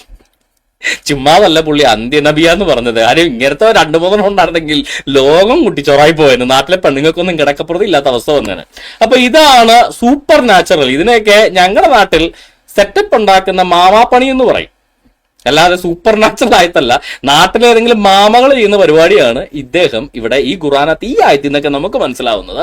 മരുമോളെ കെട്ടിക്കാൻ വേണ്ടിയുള്ള ആയത്തുകള്, നബിക്ക് എത്ര വേണമെങ്കിലും പെണ്ണുങ്ങളെ കെട്ടാനുള്ള ആയത്തുകള്, മറ്റു വിശ്വാസികൾക്ക് ഇല്ലാത്ത വിഷമം നബിക്ക് പ്രത്യേകിച്ചുള്ളതുകൊണ്ട് അത് തീർക്കാൻ വേണ്ടി എത്ര പെണ്ണുങ്ങൾ വേണമെങ്കിലും കെട്ടാനുള്ള ലൈസൻസ് കൊടുക്കുന്ന ആയത്തം. ഇതൊക്കെ നാട്ടിലെ ഭാഷയിൽ മാമാപ്പണി എന്ന് പറയും. ഇതൊക്കെ സൂപ്പർ നാച്ചുറൽ ആണെന്ന് പറയണമെങ്കിൽ നാട്ടിലെ ബ്രോക്കർമാരെല്ലാം സൂപ്പർ നാച്ചുറൽ ആയി പോകും. അതുകൊണ്ട് അമ്മാതിരെ പിടുത്തമൊക്കെ വിട്ട് നമുക്കങ്ങ് ചെയ്യാം. ഓക്കെ, ഇനി നബിയുടെ വീട്ടിൽ വരുന്ന ആളുകൾ ഭാര്യമാരെ ലൈനടിക്കാതിരിക്കാൻ വേണ്ടി പറഞ്ഞു വിടാൻ വേണ്ടിയുള്ള ആയത്ത്. ഇതൊക്കെ സൂപ്പർ നാച്ചുറലാ. 53-ാമത്തെ ആയത്ത്, സൂറത്ത് അസാബിലെ 53-ാമത്തെ ആയത്ത്. സത്യവിശ്വാസികളെ ഭക്ഷണത്തിന് നിങ്ങൾ ക്ഷണിക്കുകയും നിങ്ങൾക്ക് സമ്മതം കിട്ടുകയും ചെയ്താലല്ലാതെ നബിയുടെ വീട്ടിൽ ചെല്ലരുത്. നബി ക്ഷണിച്ചാൽ മാത്രമേ ആ വീട്ടിൽ ചെല്ലൂ. നബിക്ക് ഏത് വീട്ടിലും വേണം കയറി ചെന്ന് അവിടുത്തെ പെണ്ണുങ്ങൾ എടുത്തോണ്ട് പോരാം, അതിന് കുഴപ്പമൊന്നുമില്ല. സൈത ഇല്ലാത്ത വീട്ടിൽ സമയത്ത് സൈരമേടെ എടുക്ക ചെന്ന് സൈരമേനെ എടുത്തോണ്ട് പോരാം, അതിനകത്ത് യാതൊരു ബുദ്ധിമുട്ടുമില്ല. പക്ഷേ നബിയുടെ വീട്ടിൽ ഇനി കയറണമെങ്കിൽ സമ്മതം വേണം. ഓക്കെ, ആയിക്കോട്ടെ, നല്ല കാര്യം. ഒരു വീട്ടിൽ ഇൻവിറ്റേഷൻ ഇല്ലാതെ നബി പോകണോ നമ്മൾ ആരും പോകത്തില്ലല്ലോ. ഓക്കെ, ഭക്ഷണം പാകമാകുന്നവരെ നിങ്ങൾ അവരെ നോക്കിയിരിക്കരുത്. ഇത് ഖുറാനകത്തുള്ള ആയത്താന്ന് വിചാരിക്കണമേ. മുഹമ്മദിന്റെ വീട്ടില് വായി നോക്കാതെ ആരും പോകരുതെന്ന് ഖുറാനകത്ത് ആയത്ത. ഇതാണ് സൂപ്പർ നാച്ചുറൽ ആയത്ത്. പക്ഷെ നിങ്ങൾ ക്ഷണിക്കപ്പെട്ടാൽ നിങ്ങൾ കടന്നില്ലയോ? വിളിച്ചേച്ചല്ല. ഓക്കെ, ആയിക്കട്ടെ, നല്ല കാര്യം. നിങ്ങൾ ഭക്ഷണം കഴിച്ചാൽ അപ്പൊ തന്നെ പിരിഞ്ഞു പോവുക. നിങ്ങൾ വർത്തമാനം പറഞ്ഞ് രസിച്ചിരിക്കുന്നവരാവരുത്. നബിയുടെ വീട്ടിൽ നിങ്ങൾ തമാശക്ക് പറഞ്ഞ് നബിയായിട്ട് ഇരിക്കാൻ പാടില്ല. തീർച്ചയായും അതൊക്കെ നബിയെ ശല്യപ്പെടുത്തുന്നതാവുന്നു. ഇതൊക്കെയാണ് സൂപ്പർ നാച്ചുറൽ. വീട്ടിൽ വരുന്ന വിരുന്നുകാരെ ഇറക്കി വിടാൻ വേണ്ടി പറയുന്ന ഡയലോഗുകൾ സൂപ്പർ നാച്ചുറലാ. ഓക്കെ, എന്നാൽ നിങ്ങളോട് പറയാൻ അദ്ദേഹത്തിന് ലജ്ജ തോന്നുന്നു. നബിക്ക് വരെ നാണവമാനമുണ്ട്, അള്ളാഹ്ക്ക് അതുപോലും ഇല്ലെന്നാണ് ഈ പറയുന്ന സൂപ്പർ നാച്ചുറൽ. അതായത് ആ മുഹമ്മദിന് നാണവമാനം ഉള്ളതുകൊണ്ട് മുഹമ്മദിന് ഇതൊക്കെ പറയാൻ മടിയാ, നാണമാണ് ഇതൊക്കെ പറയാൻ. അതുകൊണ്ട് അള്ളാഹ് പറയുന്നത്, ഈ അള്ളാഹ് പറയുന്നത് ആരാ പറയുന്നത്? മുഹമ്മദ് പറയുന്നു. അല്ലാതെ അള്ളാഹു എന്ന് നാട്ടുകാരോട് പറഞ്ഞല്ലോ, ഇത് മുഹമ്മദ് അല്ലേ ഇത് നാട്ടുകാരോട് പറഞ്ഞത്. മുഹമ്മദിന് ഇതൊക്കെ പറയാൻ നാണമാണെന്ന് മുഹമ്മദ് തന്നെ. എന്റെ വീട്ടിൽ വന്നിരുന്ന് എന്റെ ഭാര്യമാരെ ലൈൻ അടിക്കരുത്, ഇവിടെ ഇരുന്ന് സൊറ പറഞ്ഞിരുന്ന് വായിട്ട് നോക്കരുത്, ഒളികണ്ണിട്ട് നോക്കരുത്, എന്റെ പെണ്ണുപിള്ളമാരെ നീയൊക്കെ ലൈൻ അടിക്കാൻ നിൽക്കരുത് എന്ന് പറയാൻ മുഹമ്മദിന് നാണം. അതുകൊണ്ട് അള്ളാഹു പറഞ്ഞെന്ന് പറഞ്ഞ് മുഹമ്മദ് പറയുന്നു. അപ്പൊ നാണവും ഇല്ല മാനവും ഇല്ല. അതായത് അള്ളാഹുവിന് നാണമില്ലാത്തവനെന്നല്ലേ ഈ മുഹമ്മദ് ഇവിടെ വിളിച്ചത്. ഇത് സൂപ്പർ നാച്ചുറൽ, മനുഷ്യേതരമായ സ്പർശനമുള്ള സൂപ്പർ നാച്ചുറലായ ആയത്ത. എന്റെ പൊന്നു മക്കളെ, നിങ്ങളെയൊക്കെ സമ്മതിക്കണം കേട്ടോ. ഇനി സത്യത്തിന്റെ കാര്യത്തിൽ അള്ളാഹുവിന് ലജ്ജ ഒന്നുമില്ല, അള്ളാഹിന് നാണമാനൊന്നുമില്ല, മുഹമ്മദിന് മാത്രമേ ഉള്ളൂ നാണമാനം. ഓക്കെ, നിങ്ങൾ അവരോട്, നബിയുടെ ഭാര്യമാരോട് വല്ല സാധനവും ചോദിക്കുകയാണെങ്കിൽ നിങ്ങളുടെ മറയുടെ പിന്നിൽ നിന്നിരുന്ന് ചോദിക്കുക. വല്ല സാധനവും നബിയുടെ ഭാര്യമാരോട് ചോദിച്ചാൽ ഹിജാബിന്റെ പറയുന്ന, അത് നബിയുടെ വീട്ടിൽ പോകണ ഇവന്മാർ ഇപ്പൊ ഹിജാബ് ഇടേണ്ട അവസ്ഥയാ. ഹിജാബിന്റെ മറയുടെ എന്ന് ചോദിച്ചുകൊള്ളുക. അതാണ് നിങ്ങളുടെ ഹൃദയങ്ങൾക്കും അവരുടെ ഹൃദയങ്ങൾക്കും കൂടുതൽ സംശുദ്ധം. നല്ല തങ്കமான മനസ്സുള്ള ഭർത്താവ്, സ്വന്തം ഭാര്യമാർ ഇമ്മാതിരി വിശ്വാസം. കാര്യം എന്താണെന്നറിയോ? സൈനബനെ കെട്ടിയതിന് ശേഷമുള്ള ആയത്താണിത്. സൈനബനെ കെട്ടിയെന്നുകൊണ്ട് മുഹമ്മദ് സയ്യിദിന്റെ വീട്ടിൽ അനാവശ്യ സമയത്ത് ചെന്ന് സൈനബയെ കാണാൻ പാടില്ലാത്ത രൂപത്തിൽ കണ്ടതുകൊണ്ടാണ് ഈ അബദ്ധം പറ്റിയത്. പുള്ളി അത് കാരണം സൈനബേനെ എടുത്തുകൊണ്ട് പോകുന്നു. നാട്ടുകാർ ഇനി അങ്ങനെ വല്ലതും പറ്റിയ ആയിഷേനും സൈനബേനൊക്കെ വേറെ ആരെങ്കിലും കൊണ്ടോട്ട് പോയിരിക്കാൻ വേണ്ടി പുള്ളി ഇറക്കിയ ആയത്തായത്. ഇതൊക്കെ സൂപ്പർ നാച്ചുറൽ ആണെന്ന് പറയാം. മുഹമ്മദിന്റെ ഭാര്യമാരെ നാട്ടുകാർ വശീകരിക്കാതിരിക്കാൻ വേണ്ടി ശല്യം സഹിക്കാൻ പറ്റാതെ മുഹമ്മദ് പറഞ്ഞ കാര്യങ്ങളൊക്കെ സൂപ്പർ നാച്ചുറൽ സ്പർശമുള്ള ആയത്താണെന്ന് പറയണമെങ്കിൽ ഇവന്മാരെയൊക്കെ എന്താണ് വിളിക്കേണ്ടത് എന്ന് നിങ്ങളൊന്ന് ആലോചിച്ച് നോക്ക്. ഇനി നബിയുടെ ഭാര്യമാരെ സൂറത്ത് അക്സാബ് എന്ന് പറയുന്ന സൂറ തന്നെ ഇറക്കി ഈ രക്ഷിച്ച സൂപ്പർ നാച്ചുറൽ സൂറത്ത് അക്സാബ്. ഇനി പോട്ടെ, ഇനി മുന്നോട്ട് പോയി കഴിഞ്ഞാല് ഇനി ഇതിനകത്തെ കണ്ടന്റിന്റെ സൂപ്പർ നാച്ചുറൽ സ്പർശങ്ങൾ നമുക്കൊന്ന് പരിശോധിച്ച് നോക്കാം. ഖുറാനിലെ 35-ാമത്തെ സൂറ 27-28 ആയത്തുകൾ ഒന്ന് എടുത്തു നോക്കാം. സൂറത്ത് ഫാത്തുർ. നീ കണ്ടില്ലേ അള്ളാഹു ആകാശത്തു നിന്ന് വെള്ളം ചൊരിഞ്ഞു, എന്നിട്ട് അത് മുഖേന വ്യത്യസ്ത വർണ്ണങ്ങളുള്ള പഴങ്ങൾ നാം ഉൽപ്പാദിച്ചു. അല്ല, ഇത് ഖുറാൻ ആരോട് പറഞ്ഞത്? അള്ളാഹു മുഹമ്മദിനോട് പറഞ്ഞതല്ലേ? ആണല്ലോ, അള്ളാഹു മുഹമ്മദിനോട് പറഞ്ഞതല്ലേ? നീ കണ്ടില്ലേ? അപ്പൊ മുഹമ്മദേ നീ കണ്ടില്ലേ? ശരി, അള്ളാഹു ആകാശത്ത് നിന്ന് വെള്ളം ചൊരിഞ്ഞു, എന്നിട്ട് അത് മുഖേന വ്യത്യസ്ത വർണ്ണങ്ങളുള്ള പഴങ്ങൾ നാം ഉൽപ്പാദിപ്പിച്ചു. പർവ്വതങ്ങളിലുമുണ്ട് വെളുത്തതും ചുവന്നതുമായ നിറഭേദങ്ങളുള്ള പാതകൾ. അതായത് നീ കണ്ടില്ലേ മുഹമ്മദേ, അള്ളാഹു ആകാശത്തുനിന്ന് വെള്ളം ചൊരിഞ്ഞ് ഉപയോഗിച്ച് നാം വ്യത്യസ്ത വർണ്ണങ്ങളുള്ള പഴങ്ങൾ ഉണ്ടാക്കി. എടാ, ഇതിനകത്ത് ഇപ്പൊ പഴക്കൃഷി ചെയ്യുന്ന ഒരാളുണ്ട്, അള്ളാഹു ഉണ്ട്, മുഹമ്മദ് ഉണ്ട്. ഈ പഴക്കൃഷി ചെയ്യുന്ന ആളാണ് മുഹമ്മദിനോട് വരുന്നത്. മുഹമ്മദെ നീ കണ്ടില്ലേ അള്ളാഹു ആകാശത്തുനിന്ന് വെള്ളം ചൊരിഞ്ഞ് ഉപയോഗിച്ച് നാം അല്ലെങ്കിൽ ഞങ്ങൾ വ്യത്യസ്ത വർണ്ണങ്ങളുള്ള പഴങ്ങൾ ഉൽപ്പാദിപ്പിച്ചു. അല്ല, ഇതെങ്ങനെയാണ് സഹോദര അള്ളാഹു മുഹമ്മദിനോട് പറഞ്ഞ സൂപ്പർ നാച്ചുറൽ ഖുറാനാകുന്നത്? ഇതേതോ പഴക്കച്ചവടക്കാരൻ പറഞ്ഞതല്ലേ? മുഹമ്മദേ നീ കണ്ടില്ലേ അള്ളാഹു ഇറക്കി തന്ന മഴ ഉപയോഗിച്ച നമ്മളിതാ പഴങ്ങൾ ഉണ്ടാക്കുന്നു. ഇതേതോ പഴക്കച്ചവടക്കാരൻ അല്ലെ പഴക്കൃഷിക്കാരൻ മുഹമ്മദിനോട് പറഞ്ഞ കാര്യം എങ്ങനെയാണ് സഹോദര സൂപ്പർ നാച്ചുറൽ സ്പർശമുള്ള ഖുറാനാകുന്നത്? ഒന്നുകിൽ അള്ളാഹു പറഞ്ഞായിരിക്കണം, മുഹമ്മദ് നീ കണ്ടില്ലേ ഞാൻ വെള്ളം ഇറക്കി കൊടുക്കുന്നതുകൊണ്ടിട്ട് നിങ്ങൾ കൃഷി ചെയ്ത് പഴങ്ങൾ ഉണ്ടാക്കുന്നു, നീ കണ്ടില്ലേ മുഹമ്മദേ എന്ന് പറഞ്ഞാൽ അള്ളാഹു മുഹമ്മദിനോട് പറഞ്ഞതാവാം. ഇത് മുഹമ്മദ് നീ കണ്ടില്ലേ അള്ളാഹു ഇറക്കി തന്ന വെള്ളം ഉപയോഗിച്ച് നാം പഴങ്ങൾ ഉണ്ടാക്കി കൊണ്ടിരുന്നത് നിങ്ങൾ കണ്ടില്ലേ മുഹമ്മദ് എന്ന് ചോദിച്ചാൽ അത് അള്ളാഹു പറഞ്ഞതല്ലല്ലോ, ഏതോ പഴക്കൃഷിക്കാരൻ മുഹമ്മദിനോട് പറഞ്ഞതല്ലേ അള്ളാഹുവിനെ കുറിച്ച്. അപ്പൊ ഇതൊക്കെ സൂപ്പർ നാച്ചുറൽ കരസ്പർശമേറ്റ ഖുറാനാണെങ്കിൽ നിങ്ങളുടെയൊക്കെ നാട്ടിലൊക്കെ സൂപ്പർ നാച്ചുറൽ പഴക്കൃഷിക്കാരായിരുന്നോ ഉണ്ടായിരുന്നത് എന്ന് ചോദിക്കേണ്ടി വരും. ഇനി ഖുറാനിലെ 6-ാമത്തെ സൂറത്ത് അൽ-അൻആമിലെ 97 മുതൽ 99 ആയത്തുകൾ എടുത്തു നോക്കിയേ. അവനാണ് നിങ്ങൾക്ക് വേണ്ടി നക്ഷത്രങ്ങളെ കരയിലെയും കടലിലെയും അന്ധകാരങ്ങളിൽ നിന്ന് നിങ്ങൾക്ക് അഭിമുഖേന വഴിയറിയാൻ പാകത്തിലാക്കി തന്നത്. മനസ്സിലാകുന്ന ആളുകൾക്ക് വേണ്ടി നാം ഇതാ ദൃഷ്ടാന്തങ്ങൾ വിശദീകരിച്ചിരിക്കുന്നു. ഹലോ, ഈ പറയുന്ന പുള്ളിക്കാരൻ ദൃഷ്ടാന്തങ്ങൾ വിശദീകരിക്കുക, എന്നിട്ട് ഈ പറയുന്ന പുള്ളിക്കാരൻ പറയുന്നത് എന്താ? അവനാണ് നിങ്ങൾക്ക് വേണ്ടി നക്ഷത്രങ്ങളെ, കരയിലെയും കടലിലെയും അന്ധകാരങ്ങൾ നിങ്ങൾക്ക് വഴി വഴിയ പാകത്തിൽ അവൻ നക്ഷത്രങ്ങളെ ആക്കി വെച്ചിരിക്കുന്നു. നിങ്ങൾക്ക് മനസ്സിലാക്കാൻ വേണ്ടി ഞാനിതാ ദൃഷ്ടാന്തങ്ങൾ വിശദീകരിച്ചിരിക്കുന്നു. അപ്പോ ഈ ദൃഷ്ടാന്തം വിശദീകരിച്ച ആളാണോ ഈ പറയുന്ന സൂപ്പർ നാച്ചുറൽ അല്ലാഹു, അതോ ഈ നക്ഷത്രങ്ങളെയൊക്കെ ഉണ്ടാക്കി വെച്ച അവനാണോ ഈ സൂപ്പർ നാച്ചുറൽ അല്ലാഹു എന്നൊന്ന് പറയണമല്ലോ. ഇവിടെ ഖുറാന്റെ ഓദർ പറയാണ്, അവനാണ് നിങ്ങൾക്ക് വേണ്ടി നക്ഷത്രങ്ങളെയൊക്കെ വെച്ചിരിക്കുന്നത്. ഈ മനസ്സിലാക്കുന്ന ആളുകൾക്ക് വേണ്ടി നാം ഇതാ ദൃഷ്ടാന്തങ്ങൾ വിശദീകരിച്ചിരിക്കുകയാണ്. ഈ പറയുന്ന പുള്ളിക്കാരൻ ഖുറാന്റെ ഓദർ ദൃഷ്ടാന്തങ്ങൾ വിശദീകരിക്കുകയാണ്. എന്തിനെ സംബന്ധിച്ച്? അവൻ വെച്ചിരിക്കുന്ന നക്ഷത്രങ്ങളെ കുറിച്ച് ഖുറാന്റെ ഓദർ ദൃഷ്ടാന്തങ്ങൾ പറയുക. അപ്പൊ ഇതൊക്കെ സൂപ്പർ നാച്ചുറൽ എങ്ങനെയാവുന്നേ? അപ്പൊ ഖുറാന്റെ ഓദറെ കൂടാതെ മുകളില് ഖുറാന്റെ ഓദറിന് ദൃഷ്ടാന്തം ഉണ്ടാക്കാൻ വേണ്ടി നക്ഷത്രങ്ങളെയൊക്കെ സെറ്റ് ചെയ്ത് വെക്കുന്ന വേറൊരു ലെവൽ അവിടെ ഉണ്ട് എന്ന് ഖുറാനി പറയുന്നെങ്കിൽ ഇതൊക്കെ സൂപ്പർ നാച്ചുറൽ ആണ്. ഇനി താഴേക്ക് ആ സൂറ കണ്ടിന്യൂ അങ്ങനെയാ. അവനാണ് ഒരേ ആത്മാവിൽ നിന്നും നിങ്ങളെ സൃഷ്ടിച്ചുണ്ടാക്കിയത്. കാര്യം ഗ്രഹിക്കുന്ന ആളുകളെ കൊണ്ട് നാം ഇതാ ദൃഷ്ടാന്തങ്ങൾ വിശദീകരിച്ചിരിക്കുന്നു. അപ്പോ ഖുറാൻ ആരുടെ വാക്കാ? ഇത് ഏത് സൂപ്പർ നാച്ചുറലിന്റെ വാക്കാ? ഇതേതോ മനുഷ്യൻ പറഞ്ഞതല്ലേ? അവൻ ഒരേ ആത്മാവിൽ നിന്ന് നിങ്ങളെ സൃഷ്ടിച്ചു. ശരിയല്ലേ? മനുഷ്യരെ, നിങ്ങളെ അവൻ ഒരേ ആത്മാവിൽ നിന്ന് സൃഷ്ടിച്ചു. കാര്യം ഗ്രഹിക്കുന്ന ആളുകൾക്ക് വേണ്ടി നാം ഇതാ ദൃഷ്ടാന്തങ്ങൾ വിശദീകരിച്ചിരിക്കുന്നു എന്ന് പറയണമെങ്കിൽ ഇതൊരു മനുഷ്യന്റെ വാക്കല്ലേ? ഇതെങ്ങനെയാണ് സൂപ്പർ നാച്ചുറൽ ആയത്? ദൈവമാണ് മനുഷ്യരെ സൃഷ്ടിച്ചത്, ഞാൻ നിങ്ങൾക്ക് വേണ്ടി അത് വിശദീകരിച്ചു തരുന്നു എന്നൊരാൾ പറഞ്ഞാൽ ആ വാക്ക് എങ്ങനെയാണ് സൂപ്പർ നാച്ചുറൽ ആകുന്നത്? അതൊരു മനുഷ്യന്റെ വാക്കുകളല്ലേ? അപ്പൊ ഈ ഖുറാൻ എങ്ങനെയാണ് പിന്നെ സൂപ്പർ നാച്ചുറൽ? അള്ളാഹു നേരിട്ട് ഇറക്കി കൊടുത്ത ഗ്രന്ഥം എന്ന് പറയുന്നത് ശുദ്ധ കളവല്ലേ? ഇല്ലേ? അതിന്റെ കണ്ടിന്യൂഷനാ. അവനാണ് ആകാശത്ത് നിന്ന് വെള്ളം ചൊരിഞ്ഞു തന്നത്, എന്നിട്ട് അത് മുഖേന നാം എല്ലാ വസ്തുക്കളുടെയും മുളകൾ പുറത്തു കൊണ്ടുവരുന്നു. ഇവിടെ വ്യക്തമായിട്ടും രണ്ട് വ്യത്യസ്ത സെക്ഷൻ ആളുകളെ കാണാം. അവൻ ഒരു കാര്യം ചെയ്യുന്നു, അതുപയോഗിച്ച് ഞാൻ ഇത് ചെയ്യുന്നു എന്ന് പറയുന്ന. അവൻ നക്ഷത്രങ്ങളെ ആക്കി വെക്കുന്നു, അതുപയോഗിച്ച് ഞാൻ ദൃഷ്ടാന്തങ്ങൾ തരുന്നു. അവൻ ഒരേ ആത്മാവിൽ നിന്ന് മനുഷ്യനെ സൃഷ്ടിക്കുന്നു, അത് ആളുകൾക്ക് വേണ്ടി നാം ദൃഷ്ടാന്തങ്ങൾ വിശദീകരിക്കുന്നു. അവൻ ആകാശത്ത് നിന്ന് വെള്ളം ഒഴിക്കുന്നു, അതുപയോഗിച്ച് ഞാൻ മുളകൾ പൊട്ടിക്കുന്നു. അതായത് ഒരു മനുഷ്യന്റെ വാക്കുകൾ നിറഞ്ഞു നിൽക്കുന്ന ഒരു ഗ്രന്ഥം.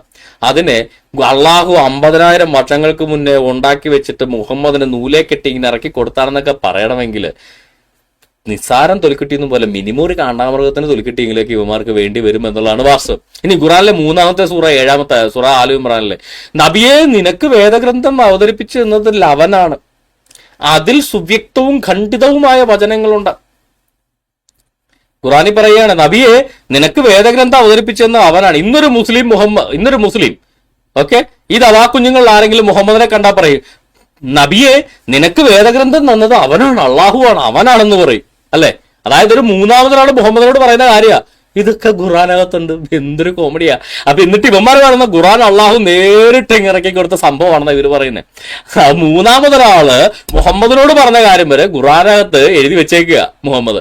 എന്നിട്ട് പറയും ഇതൊക്കെ എല്ലാം നേരിട്ട് ഇറക്കി തന്ന സാധനമാണ്, മുഹമ്മദിന് ഒരു റോളും ഇല്ല, അള്ളാഹു പറഞ്ഞ കാര്യങ്ങൾ മുഹമ്മദ് ജസ്റ്റ് ഒന്ന് പുറത്തേക്ക് പറഞ്ഞു മാത്രമേ ഉള്ളൂ. മുഹമ്മദിനെ ഇറക്കി ഒരു പുസ്തകം എഴുതി വെപ്പിട്ട് കൊച്ചുണ്ണി സെലഫന്റ് ബി എന്ന് പറഞ്ഞ് മുദ്രയും വെച്ച് അള്ളാഹു കൊടുത്തതെന്നാണ് ഇവന്മാർ പറഞ്ഞുണ്ടാക്കുന്നത്.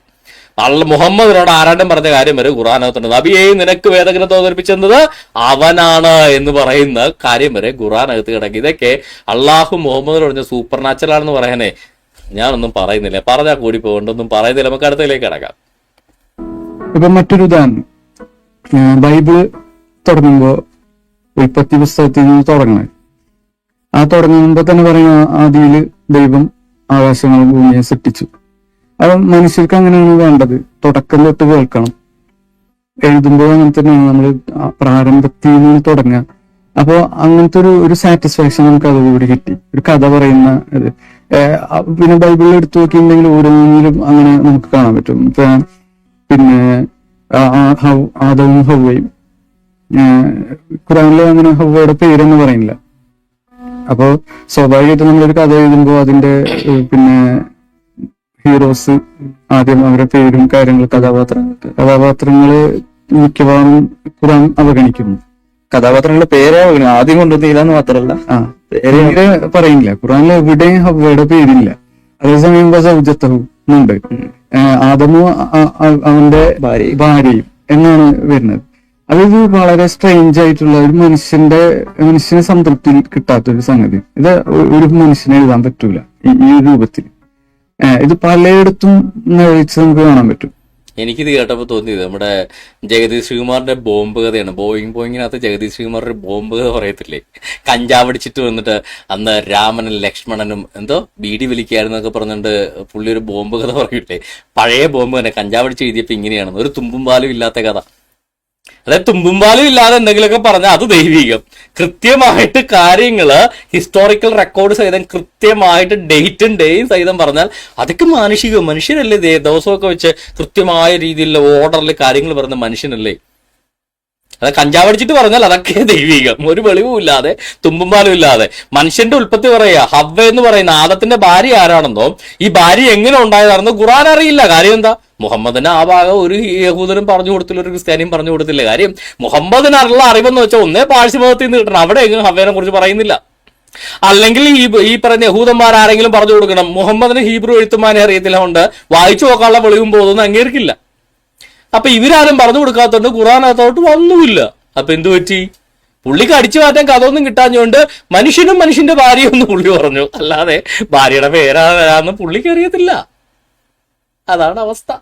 അതിനെ ദൈവികമാണെന്നൊക്കെ പറയണമെങ്കിൽ എന്ത് കഷ്ടം. അതായത് ഇപ്പൊ ഇവര് പറഞ്ഞു വെച്ചത് ഊരും പേരും തുമ്പും വാലും ഇല്ലാത്ത ചരിത്രം ഉള്ളതുകൊണ്ട് ഖുർആൻ അത്ഭുത ഗ്രന്ഥമാണ്. എന്നാൽ തൊട്ടു മുന്നേ ഇവന്മാര് ഒരു കുറച്ച് നിമിഷങ്ങൾക്ക് മുന്നേ ഇതിന്റെ തുടക്കത്തിൽ ഇവന്മാർ പറയുന്നൊരു കാര്യമുണ്ട്, ഫസ്റ്റ് സ്റ്റേറ്റ്മെന്റ്. അതൊന്ന് കേട്ടു നോക്കണേ.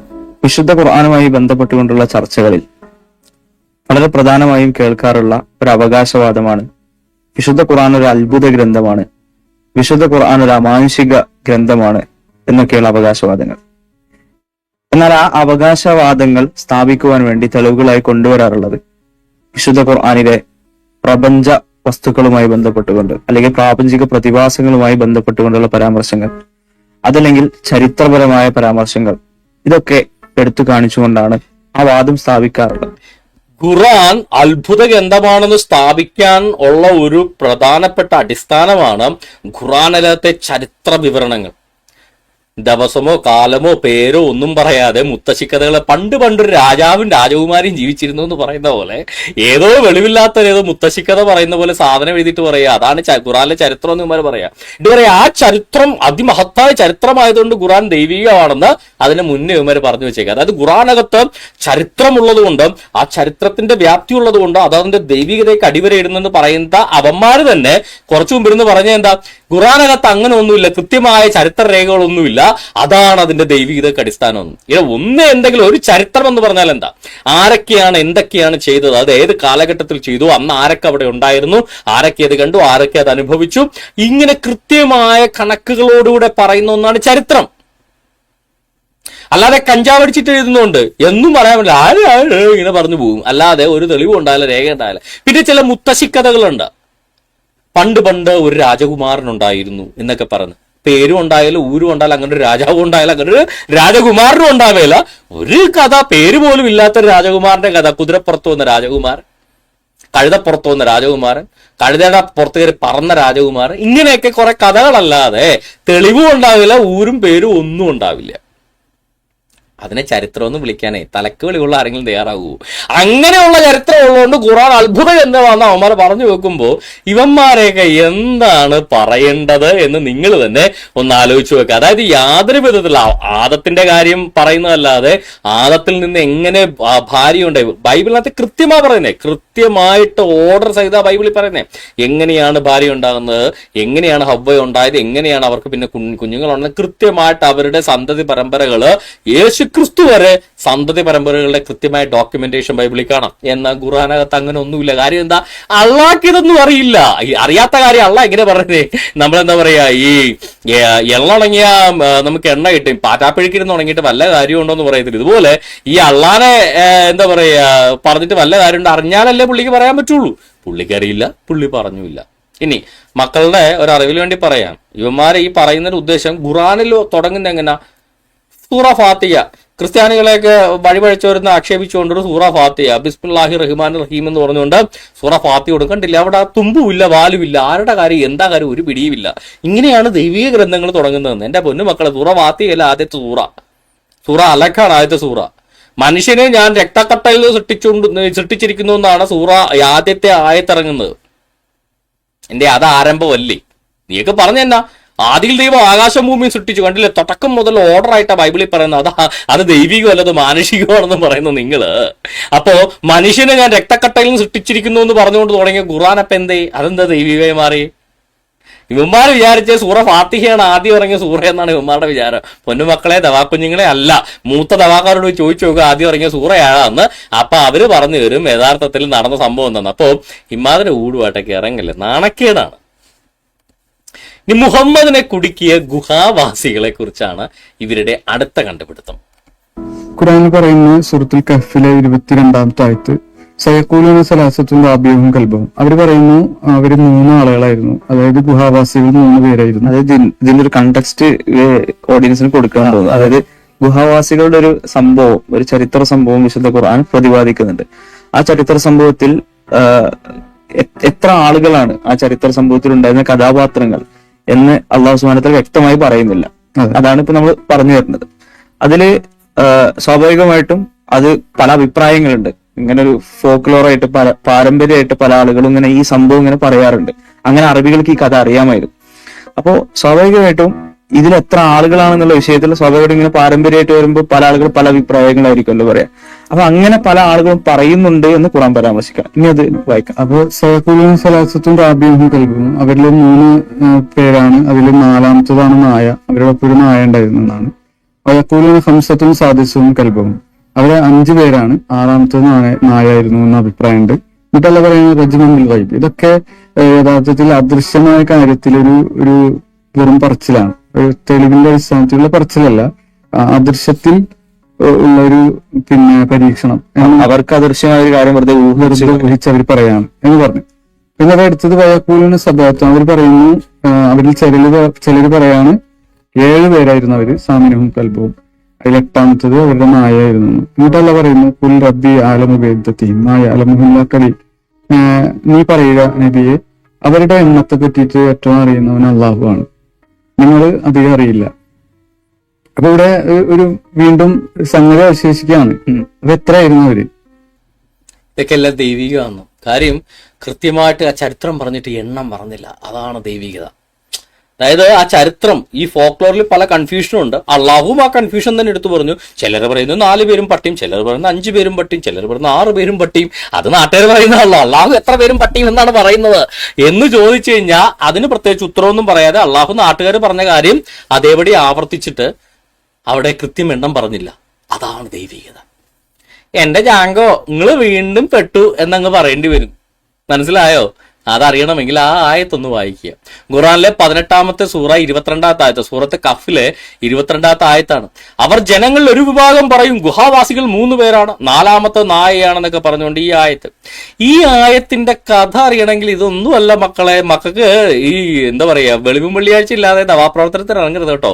പണി അങ്ങോട്ട് കയറി വാങ്ങിച്ചു കിട്ടുന്ന പരിപാടിയാണ്. ഇതിന്റെ കഥ എന്താന്ന് വെച്ച് കഴിഞ്ഞാല്, ഖുറൈശികൾക്ക് മുഹമ്മദ് ഒരു തലവേദന. ഇങ്ങനെ ഇവിടെ എഴുതേണ്ട അതും ഇതും ഞാൻ പ്രവാചകനാണ്, എന്നെ ഇപ്പം അനുസരിക്കണം എന്നൊക്കെ പറഞ്ഞ് കുറെ ഡയലോഗ് അടിച്ചു കഴിഞ്ഞപ്പോൾ ഖുറൈശികള് മദീനയിലുള്ള കുറച്ച് യഹൂദ റബ്ബിമാരുടെ ആളെ വിട്ടു. നിങ്ങൾക്കൊക്കെ അല്ലേ ഈ പ്രവാചകന്മാരൊക്കെ ഉള്ളത്, നിങ്ങൾക്ക് തൗറാത്തൊക്കെ ഉണ്ടല്ലോ, നിങ്ങൾക്ക് ഈ പ്രവാചകന്മാരും തൗറാത്തൊക്കെ ഉള്ള ടീമാണ്. ഞങ്ങളുടെ ട്രൈബിൽ, ഞങ്ങളുടെ ഗോത്രത്തില് ഒരു പയ്യൻ ഇതുപോലെ പ്രവാചകനാന്ന് പറഞ്ഞ് നടക്കുന്നുണ്ട്. അപ്പം പ്രവാചകനാണോ അല്ലയോ എന്നറിയാൻ എന്തെങ്കിലും ഒരു മാർഗം പറഞ്ഞു തരുമോ എന്ന് ചോദിച്ചുകൊണ്ട് ഈ ഖുറൈശികൾ കുറച്ചുപേര് മദീനയിൽ ഈ യഹൂദ റബ്ബിമാരുടെ അടുക്കൽ ചെന്ന് ചോദിച്ചു. അപ്പൊ യഹൂദ റബ്ബിമാര് 3 ചോദ്യങ്ങൾ കൊടുത്തു വിട്ടു. അതിലൊരു ചോദ്യമാണ് ഈ ഗുഹാവാസികൾ എത്ര എന്നുള്ളൊരു ചോദ്യം. പിന്നെ പറഞ്ഞ ഈ ആത്മാവ് എന്താണ് എന്നൊരു ചോദ്യം എന്നാണ് പിന്നെ കൊടുത്തിട്ട്.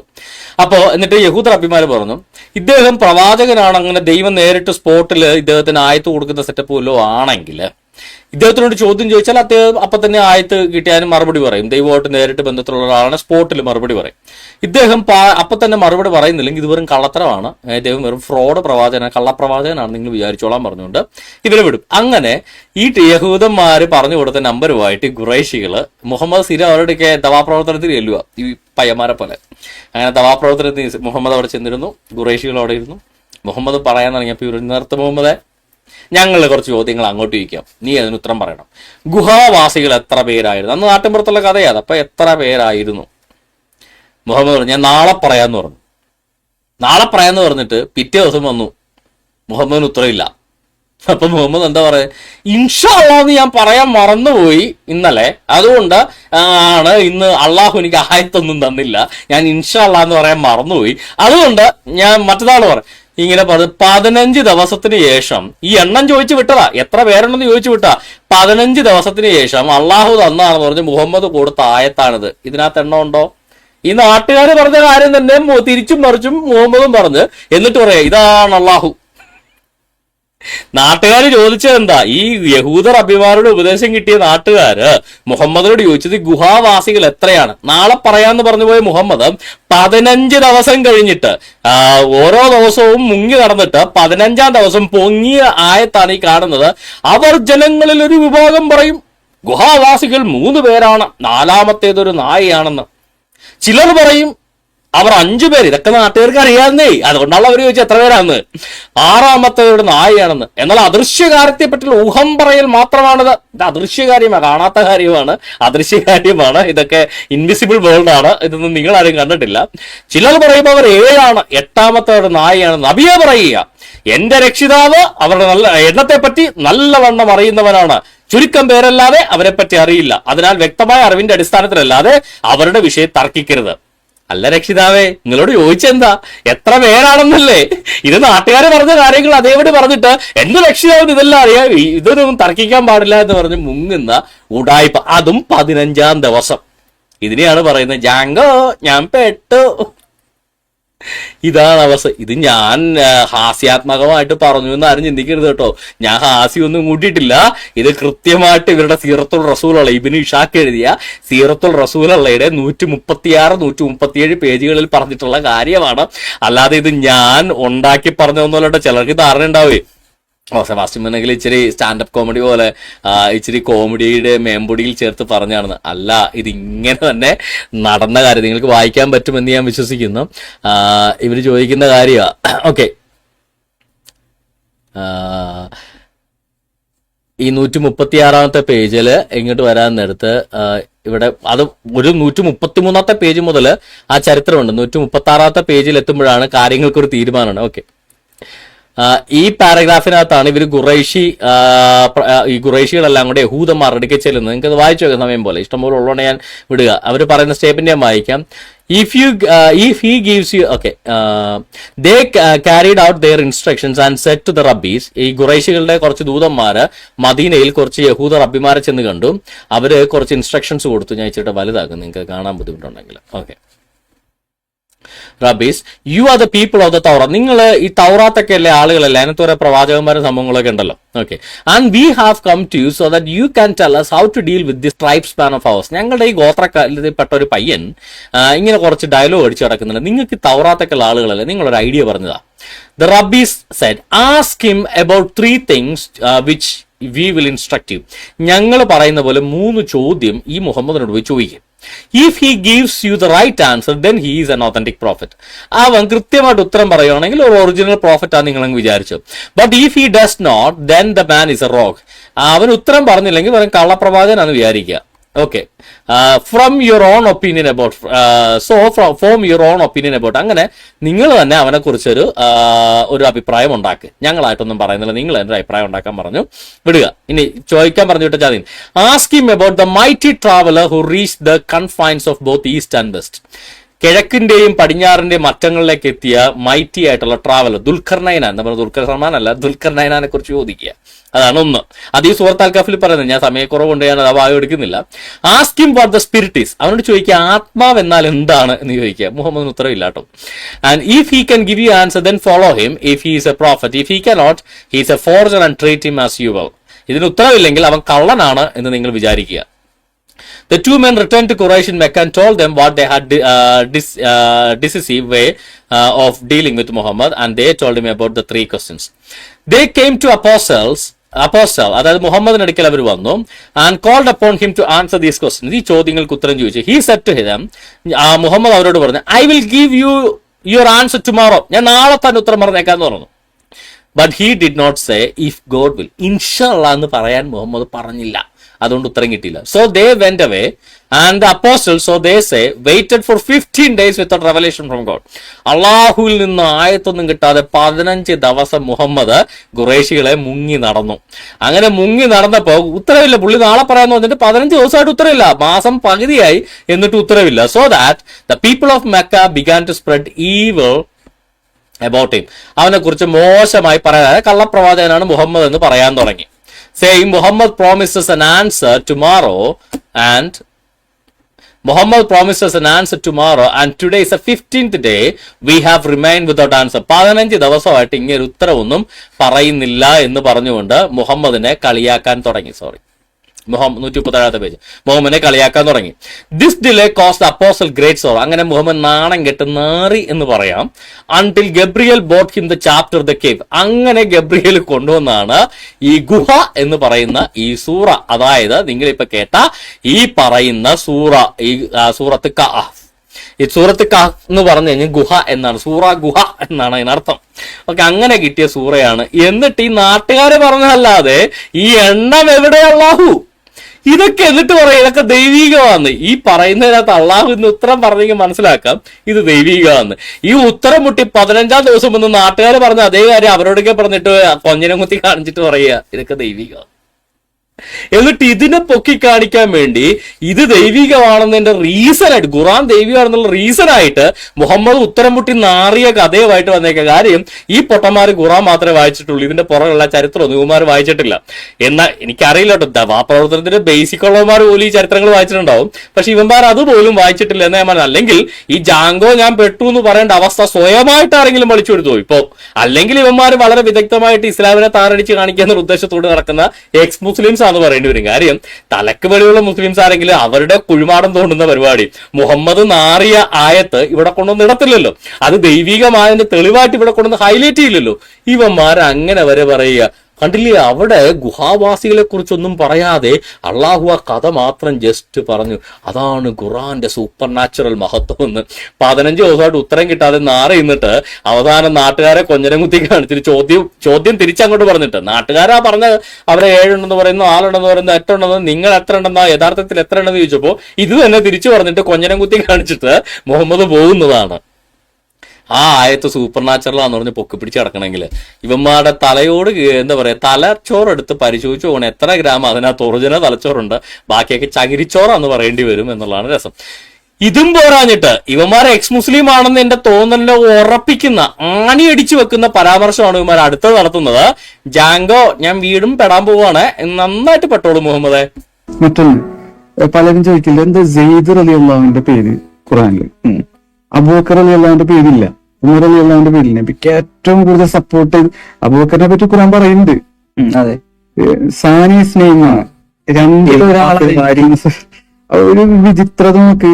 ആ രണ്ടുപേരിൽ ഒരാളായിരിക്കുന്ന സന്ദർഭം എന്തുകൊണ്ട് അവിടെ അബൂബക്കറിന്റെ ഒപ്പം നിങ്ങൾ ഇരിക്കുന്ന സമയത്ത് എന്ന് പറഞ്ഞൂടെ? പക്ഷെ അത് മനുഷ്യനാണ് അങ്ങനെ പറയാൻ, അത് അള്ളാഹ് പറഞ്ഞില്ല എന്നുള്ളത് അതൊരു ദൈവികമായി. ഇത് നമുക്ക് ശരിക്കും ഖുറാന്റെ ഭാവിയിലുള്ളൊരു ഒരു പഠന വിഷയമായിട്ട് തന്നെ വേണമെങ്കിൽ ഈ ഒരു നേച്ചർ, ഈ ഒരു ബിഹേവിയർ നമുക്ക് വേണമെങ്കിൽ തുടർന്ന് പഠിക്കാവുന്ന ഒരു സംഗതിയാണ്. വളരെ ഡെപ്തിൽ പോകേണ്ട ഒരു വിഷയം. എന്റെ പൊന്നു ചാങ്ങന്മാരെ നമസ്കാരം. അതായത് ഖുറാനകത്ത് കൂടെ നടന്നേച്ച സ്വന്തം മോളെ കെട്ടിച്ചു കൊടുത്തിട്ട് പോലും 5 വയസ്സുള്ള സ്വന്തം മോളെ കെട്ടിച്ചു കൊടുത്തിട്ടില്ല. അബൂബക്കറിന്റെ പേര് മുഹമ്മദ് ഖുറാനിൽ പറഞ്ഞില്ല.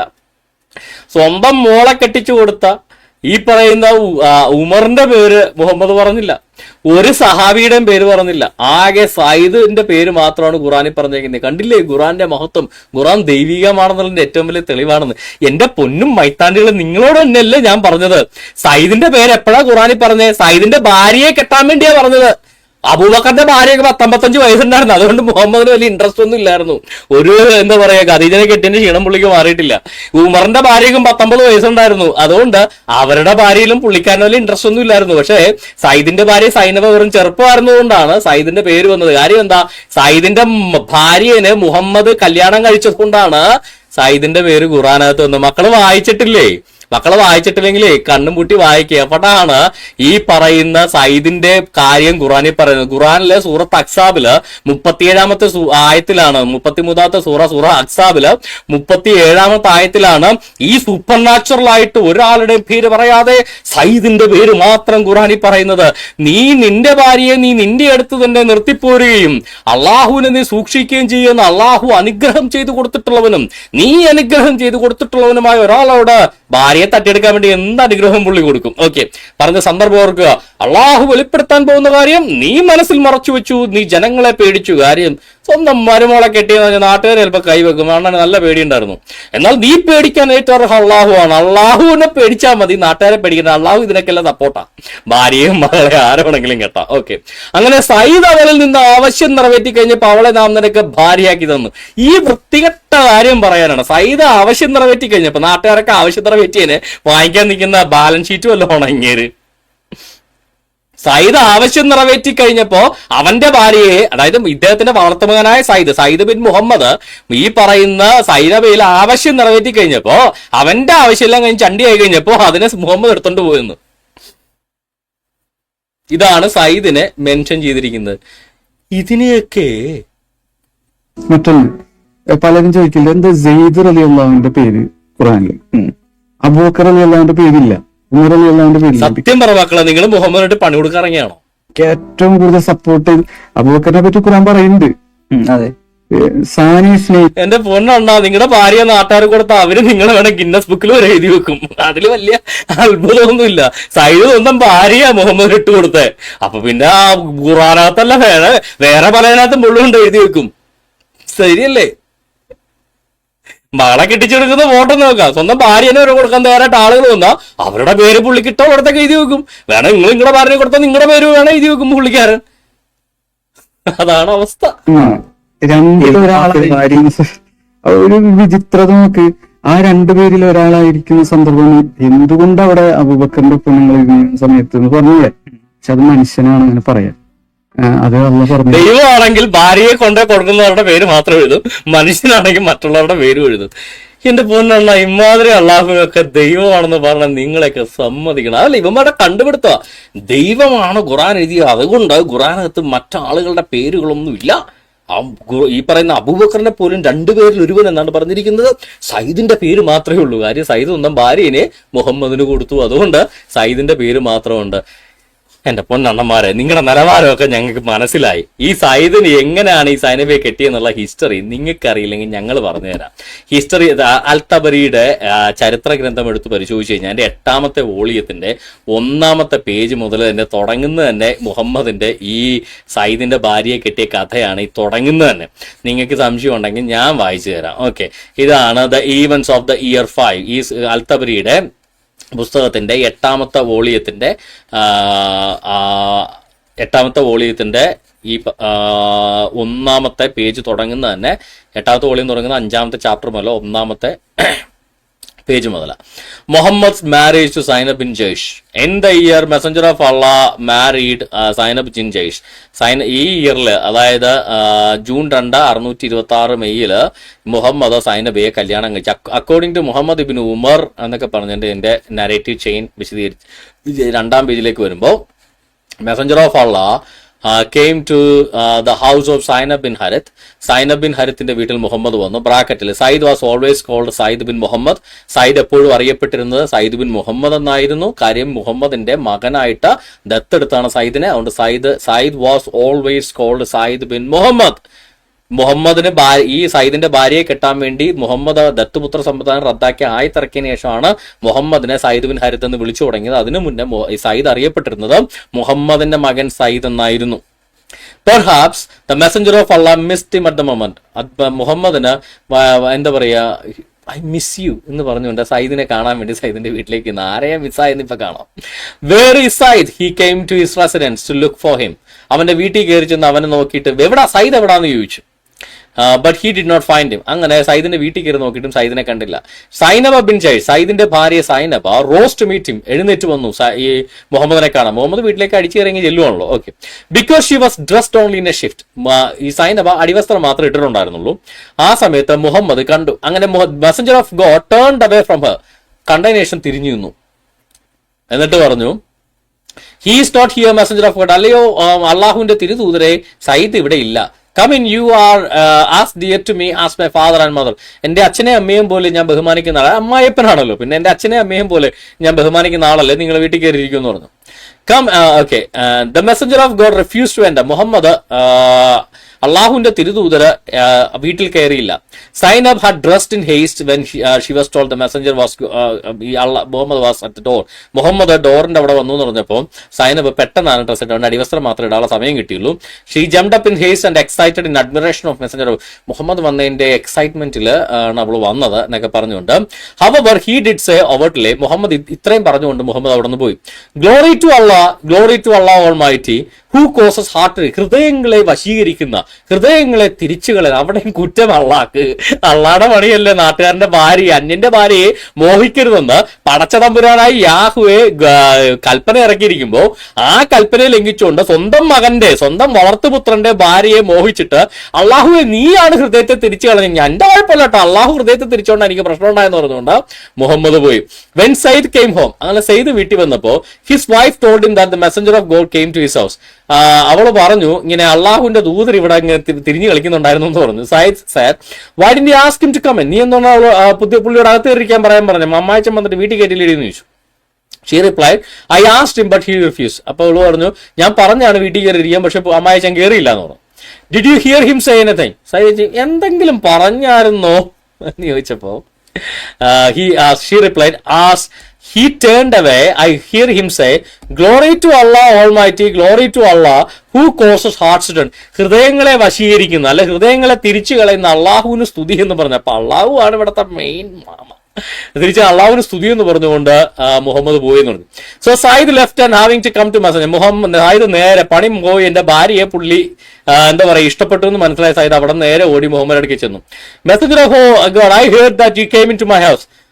അള്ളാഹുവിന്റെ തിരുദൂതരെ എന്റെ വീട്ടിൽ വന്നാണ് ഞാൻ അറിഞ്ഞു.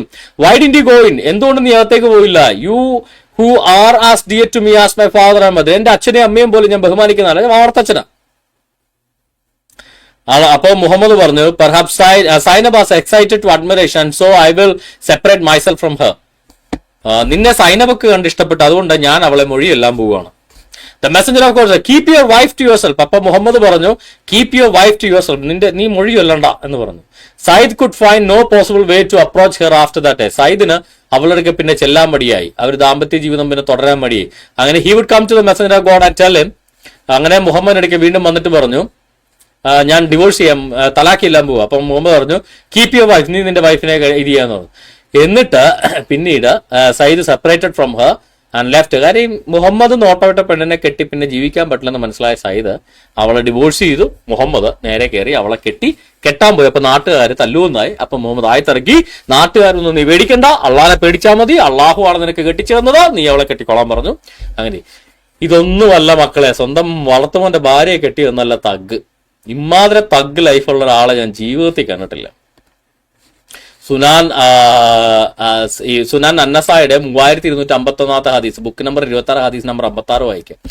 ഈ സയ്യിദിനെ കൊണ്ട് തന്നെ പുള്ളി കല്യാണാലോചന നടത്തിച്ച്, സയ്യിദിനെ കൊണ്ട് സയ്യിദിന്റെ ഭാര്യനെ മുഹമ്മദിനെ കെട്ടിക്കാൻ വേണ്ടി കല്യാണാലോചന നടത്തിച്ച തഗ് ലൈഫാണ്. അതായത് ഒരുത്തൻ ഭർത്താവിനെ കൊണ്ട് ഭാര്യയുടെ അടുക്കല് മുഹമ്മദിനെ കെട്ടാൻ വേണ്ടി, വളർത്തച്ഛനായ മുഹമ്മദിനെ കെട്ടാൻ വേണ്ടി ഭർത്താവിനെ കൊണ്ട് ഭാര്യയുടെ അടുക്കല് കല്യാണാലോചന നടത്തിച്ച ലോകത്തിലെ ഒരേ ഒരു മനുഷ്യൻ അന്ത്യപ്രവാചകനായിരിക്കും, വേറെ ആരും ആയിരിക്കില്ല. ഇമാതിരി തഗ് ലൈഫ് ചെയ്ത മുഹമ്മദിന്റെ സ്മരണകൾക്ക് മുന്നിൽ പ്രണാമം അർപ്പിച്ചുകൊണ്ട് നമുക്ക് ഇന്നത്തെ പ്രോഗ്രാമിന്റെ പേര് ദൈവം നിങ്ങളെല്ലാവരും ധാരാളമായിട്ട് അനുഗ്രഹിക്കുമാറാകട്ടെ.